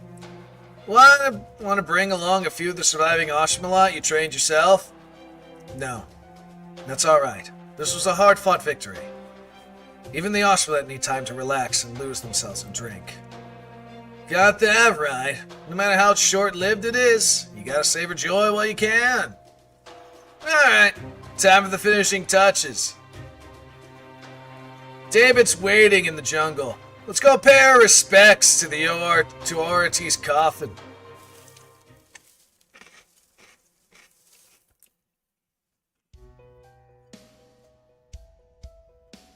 Rasputin.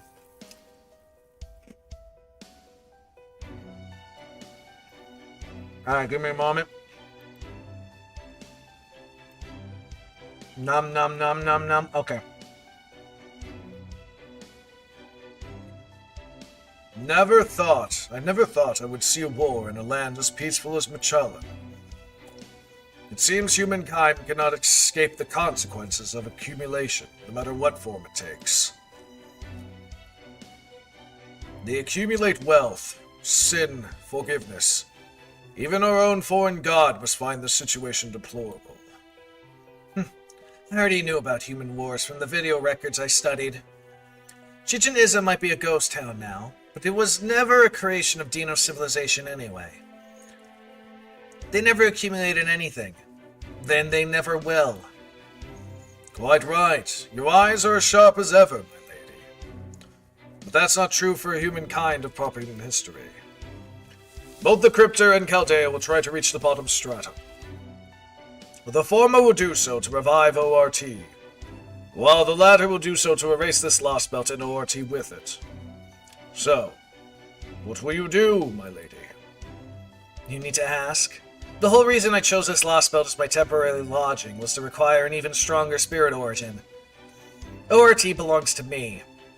I'm not about to hand over it to anything as powerless, anything as incompetent as humankind.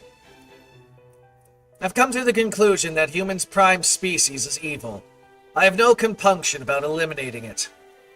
I'm going to the bottom stratum. You stay here and monitor Chaldea. Once I fuse with ORT, they'll try to escape on their ship. I've chased them down twice before. I don't want to bother with a third. Do you understand me? Of course, my lady. Rest assured, everything is already in place. The moment the Stormbolter tries to escape, Machala will be the last.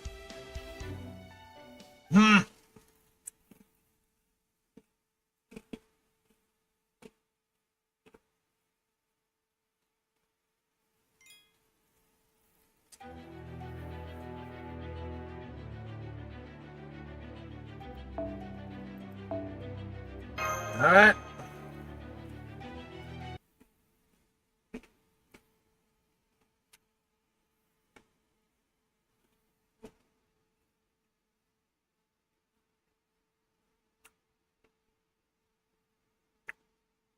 It'll be indeed.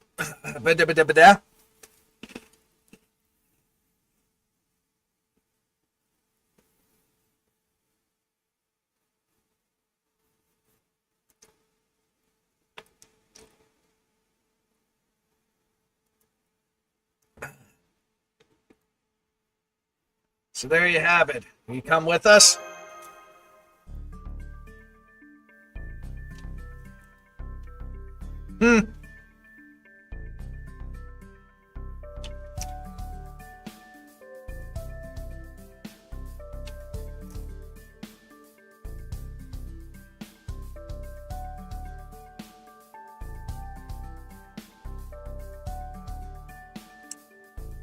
Alright, give me a memento.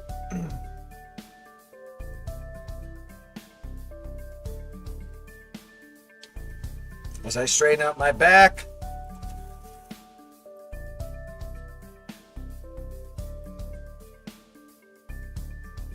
And just check a few things.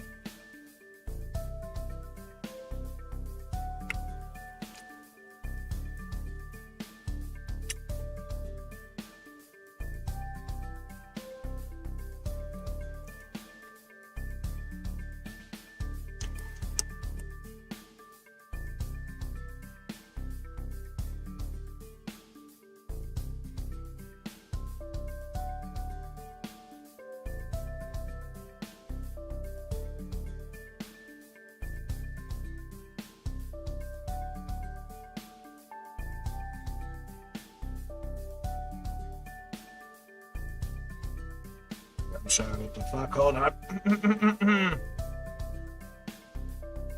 As I'm just setting things up here, give me a moment again. I'm almost done eating my food.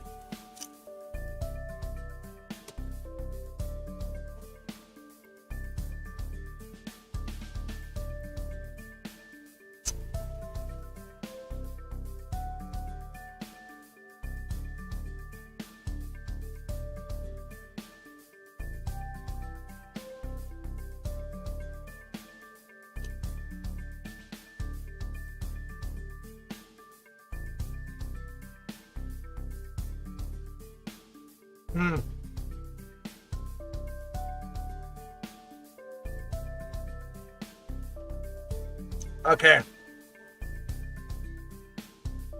Almost done.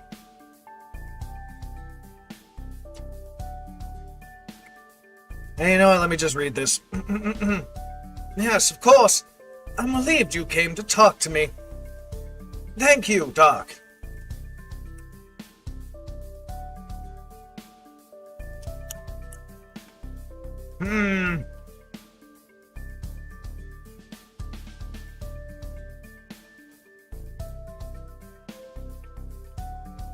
Let's see, I should be the one thanking you. You're welcome, but why?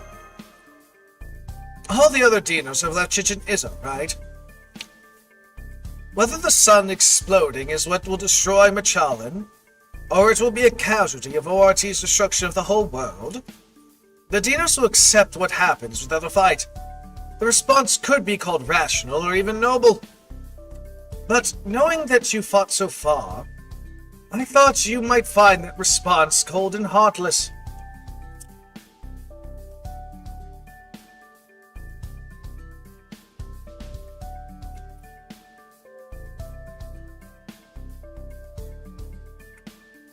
So I was steeling myself for the likelihood that you would leave without a word.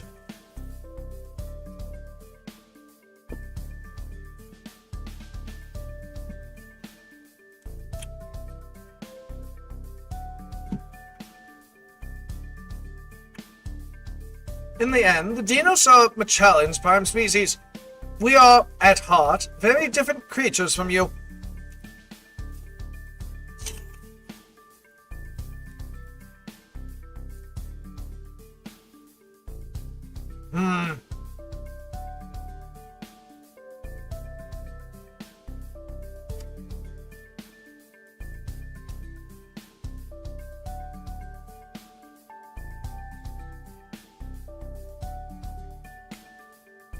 Might have our differences, but we can resolve them peacefully. I still have some preparations to make, so please go back to the border without me. I'll meet you at the castle gate. Even though I've never been past the seventh stratum, even I have never been past the seventh stratum, so I'm looking forward to the adventure that lies ahead. Oh, and one more thing. I have something of a favor to ask you.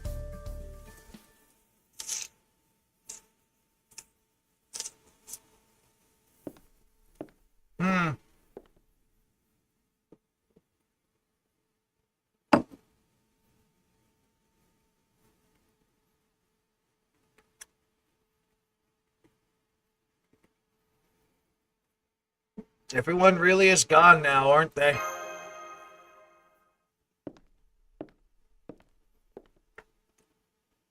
Yep, they sure are. At this rate, the sun might never come back.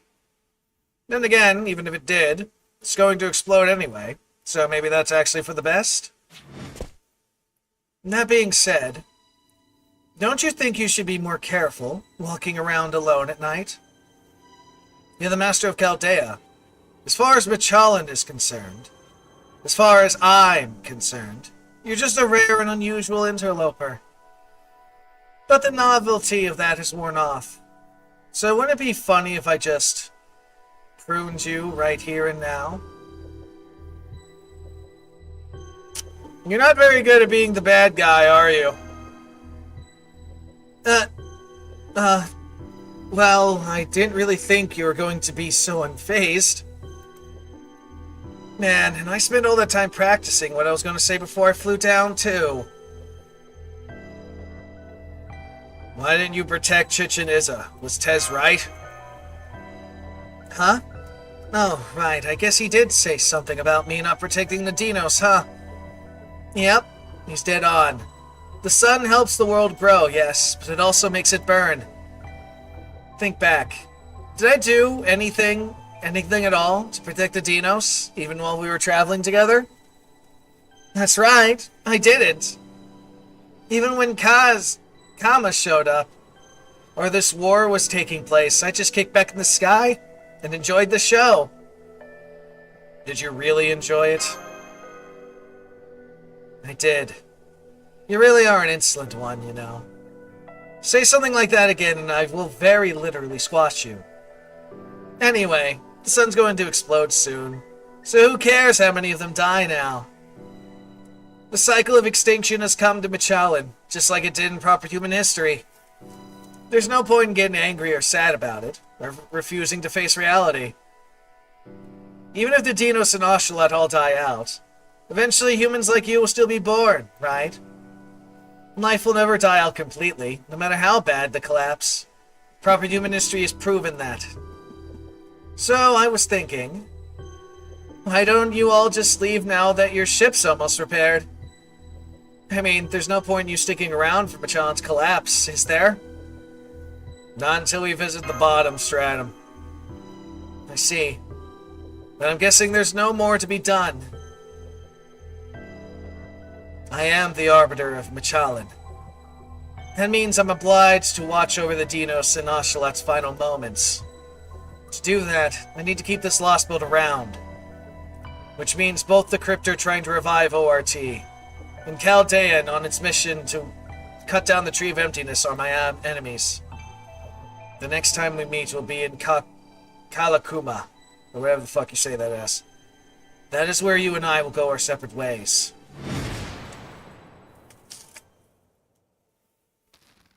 Or this is, my bad.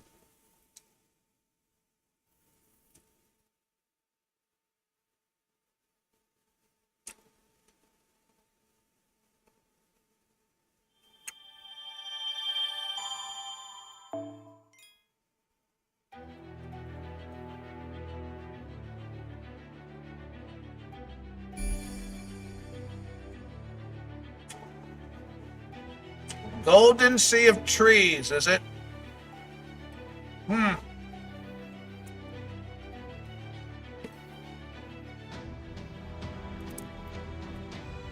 Interesting.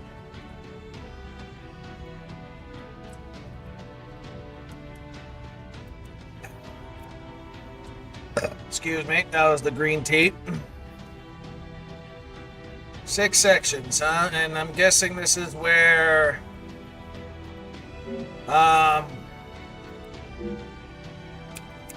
Altar pops up. As in... Nito altar. Yeah. I'm just gonna call it yeah.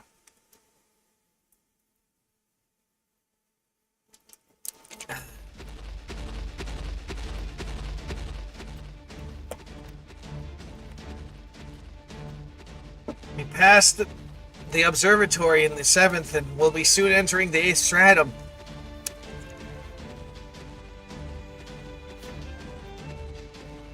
It took us 6 hours to reach the 3rd underworld boundary and the 6th stratum in the shadow border. We're going to have to walk the rest of the way, but Waka-chan's here. The King of Dinosaurs gave me a job to do, and I'm going to see it done.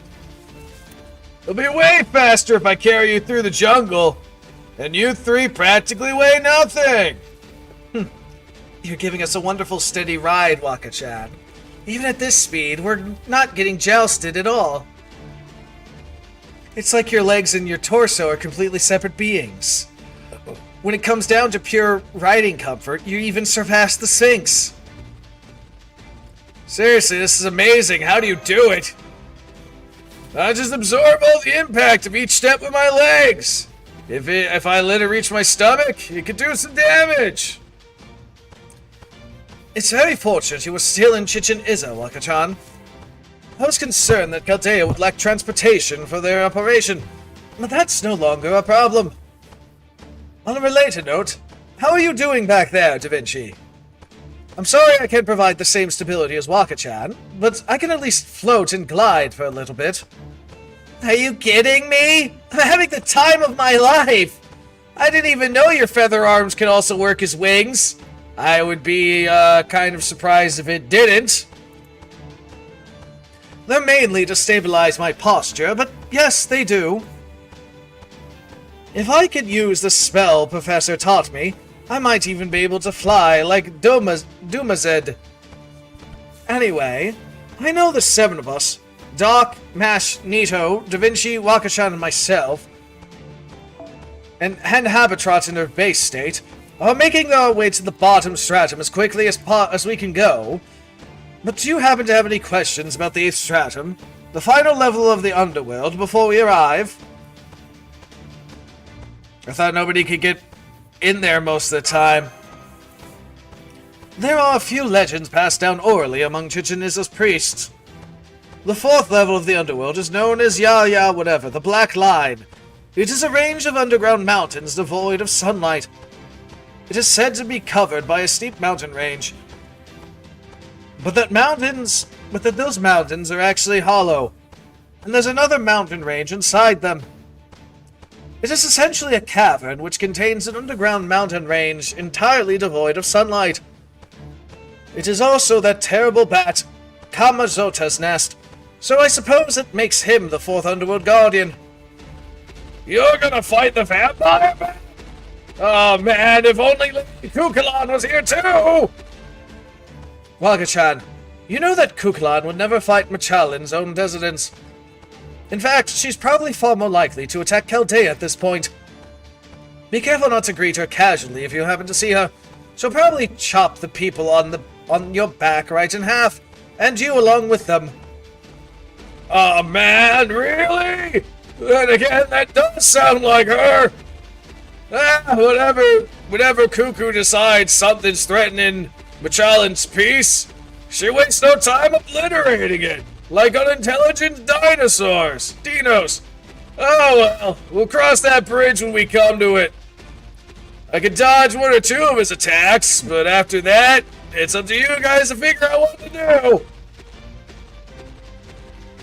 Are you okay with fighting Kukulon, Waka-chan? There's no law that says we can't defy our god. Besides, people and gods are both living creatures. All that matters is whether or not you get along and whether or not your goals align. Lady Kukulon wants to protect Machalin, and you guys want to save your world. I figure both of you are right, so I'm gonna help the side I can. Oh, but you have to let me think about it if Lady Kukulon asks me to join her side. She won't ever do that, though. Teaching of the sun things aside, the whole teaching of the teaching of the sun's whole thing is letting us roam free rather than tie us down. I see. So Kukulon's not a dominant father figure, but a watchful mother figure. I suppose I always knew this Lost Belt's king would end up being her enemy. It still sucks, knowing how naturally bright, big-hearted she is. Big. To both Tepu and Waka-chan be like, big-hearted? Big-hearted? Are you sure you don't mean big-muscled? I'm certain we need to watch out for Kukulon, but we also should be wary of Olga Marie. There's a very good chance that she and Rasputin are moving to acquire ORT for their own ends as well. So, our ultimate obstacles are Kukulon and the foreign god. Yep. Though right now, only pressing concerns are whether Codex team succeeds with their assault and our attempt to cross the fourth underworld border. We're gonna focus on the latter. So we're counting on you to back up the Codex team, Scion.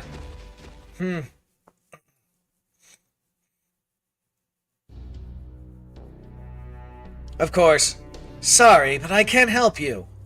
Firstly, you still haven't made it through the third underworld's border, which would normally make it completely impossible for you to act freely. I'm only allowing you to do that here as a favor to Dark. Secondly, David the Cryptor has already made it through here, so I have no right to touch him. And third, I still have to find Dumazid. There's no telling what he might get up to if he's left to his own devices. So you're saying we have to take down David all on our own? And probably Tez too, since he's most likely be accompanying them. Yes. Still, I'm not completely heartless. As soon as the Cryptor arrives here, I'll inform you of his route, so you can pick a perfect spot to ambush him. Cryptor or not, he's still only human.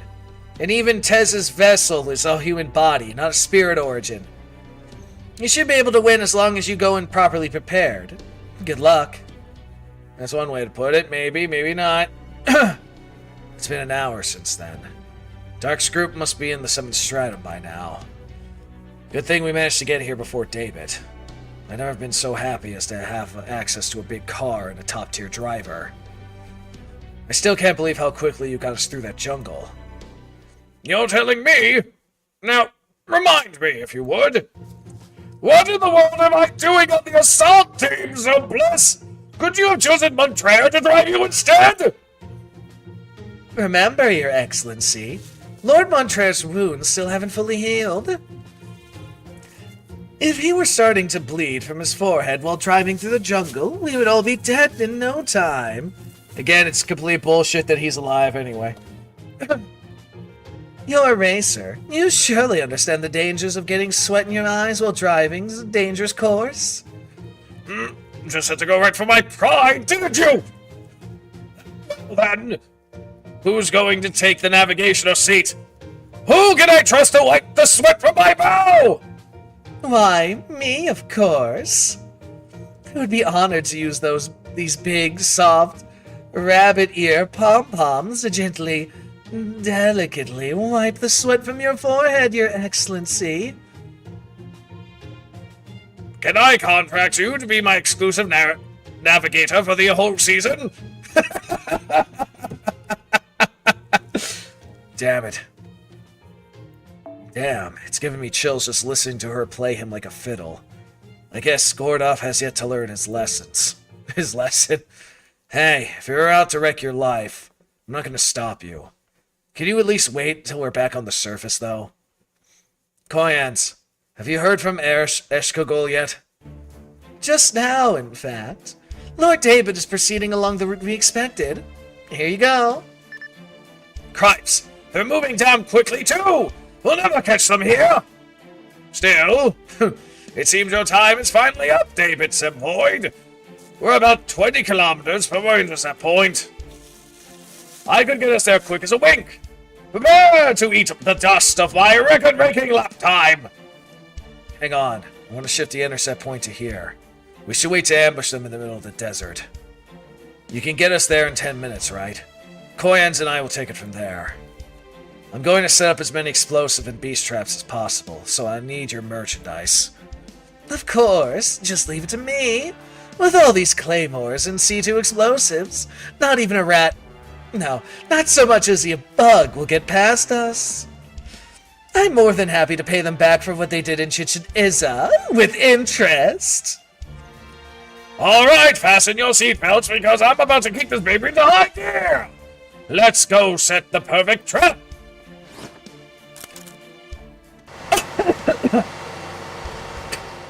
By the way, Kodik, I noticed you were researching something in the Stormboarders library. Did you find what you were looking for? Yeah, I tracked down a record as to what I think has to do with David's past. You did? Damn it, my man! Why haven't you said so sooner? I can't focus on what you're saying while I'm driving! It's no big deal. Knowing this information earlier wouldn't have made any difference. I did mention it at the briefing because I knew it would only get a "and" at best. But I guess now it's as good a time as any to share. David Semvoid. If you ever wanted to know how he became a maverick of the clock tower, today's your lucky day. Oh? There are 3 major factions in the Mage Association. Egypt's Atlas Institute, the North Sea's Wandering Sea, and the biggest one, London's Clock Tower. Hell, it's basically so big it's synonymous with the association. Anyway, the Clock Tower is divided into 13 departments. Misut, Solnel, Evocation, Kishkar, Chimera, Bishan, Yuma, Astronomy, Validity, Jigmire, Misselta, Politics, and the newest one established 200 years ago, Nordwick. Chaldea was founded by the Lord of Astronomy. Nereus Bird Atmosphere. Naturally, that means most of Chaldea's mages, about 80% of them, came from astronomy. The other 20% were scouted. Kichtari, A-Team's leader, was obviously a young astromancy genius, but David, who was said to be just as brilliant as Kichtari, came from the Brishan department. Bisharin. The department that studies mythology and performs reconstructions. I bet they have a lot of dealings with servants, too. Don't make me laugh. It makes my mustache quiver. Do you have something to say, driver? I used to think the same thing at first. I swear, this is the whole thing with that problem with amateurs. Listen, servants are familiars with spiritual bodies, which puts them under Ecovation's jurisdiction, or whatever the fuck you said. Meanwhile, the Clock Tower's den, who is also the Lord of Bishidon, categorize Bishin as a department which studies non-human creatures like angels and demons. Obviously, neither of those two have anything to do with mythology or heroes. Oh my. If your mustache quivering bothers you so much, perhaps I should just shave it off for you. Wait, shouldn't researching angels and demons also involve servants, since they all have mythological phenomena? For example, the divine spirit that serves as my own point of reference came from the Kichgoki. You're mistaken, Koyance. Solemn, Evoki, Astromancy, and Mustalia all deal with mythologies from around the world too. They consider part of the shared laws and disciplines that humans has built over the course of history. So for mages, the angels and demons that show up in various mythologies are just part of normal life. The Mage Association takes it a step further and treats all the legends by treating all of human history as a single legend, which it then helps cultivate. The association sees myths as facets of common knowledge, rather than as something worth devoting an entire department to study. The only thing the association would accept as true legend is something beyond the bounds of that common knowledge. I'm guessing Brichtari doesn't deal with matters from Earth. It deals with out-of-place artifacts steeped in unknown laws. The kind found scattered all over the Earth since ancient times, but never spoken of in any mythology. Even in the Magecraft world, where angels and demons are just a fact of life, there are some that are considered taboo because they're threats to all the humankind. It's Bishdan's job to discover, study, and store those kinds of threats.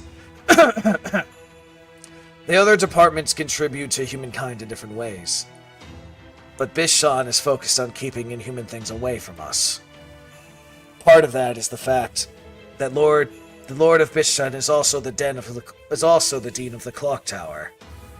No mage born in the AD era who knows anything about modern civilization could handle it.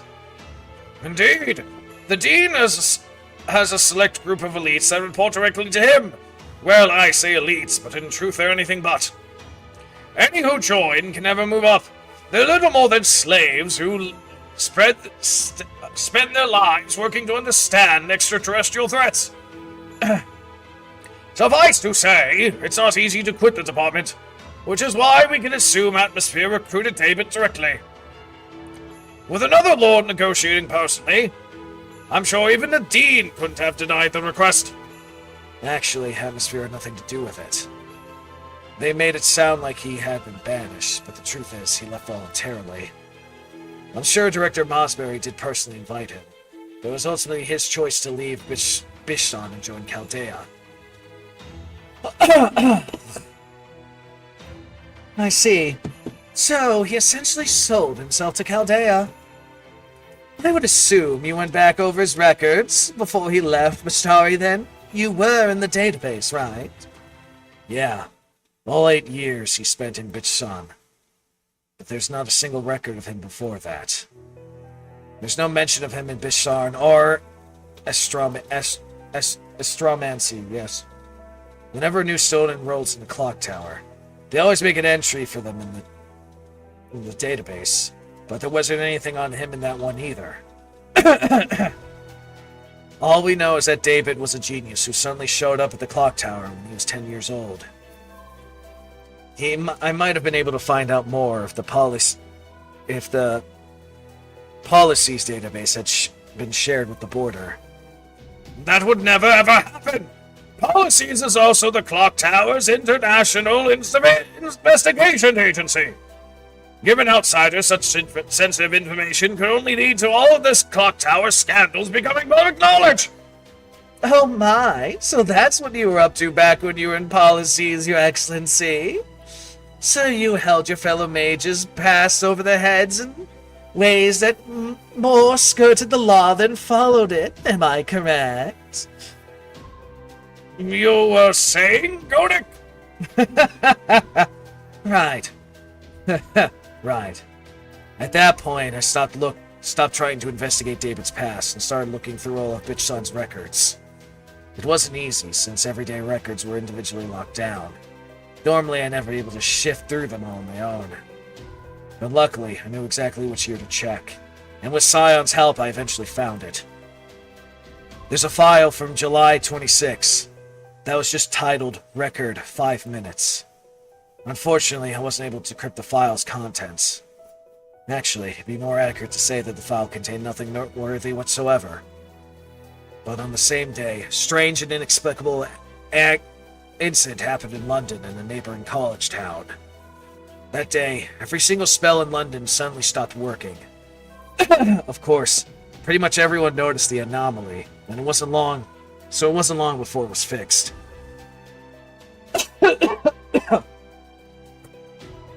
Every single spell stopped working, huh?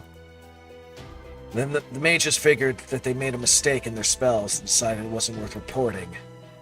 As a result, the incident was never made public, and nobody at the Institute was ever held responsible. I'm quite sure I would have recognized this as a major incident if I had been there at the time. Since so many people never knew about it, does that mean it happened in the dead of night or something? Your Excellency, do kindly shut up.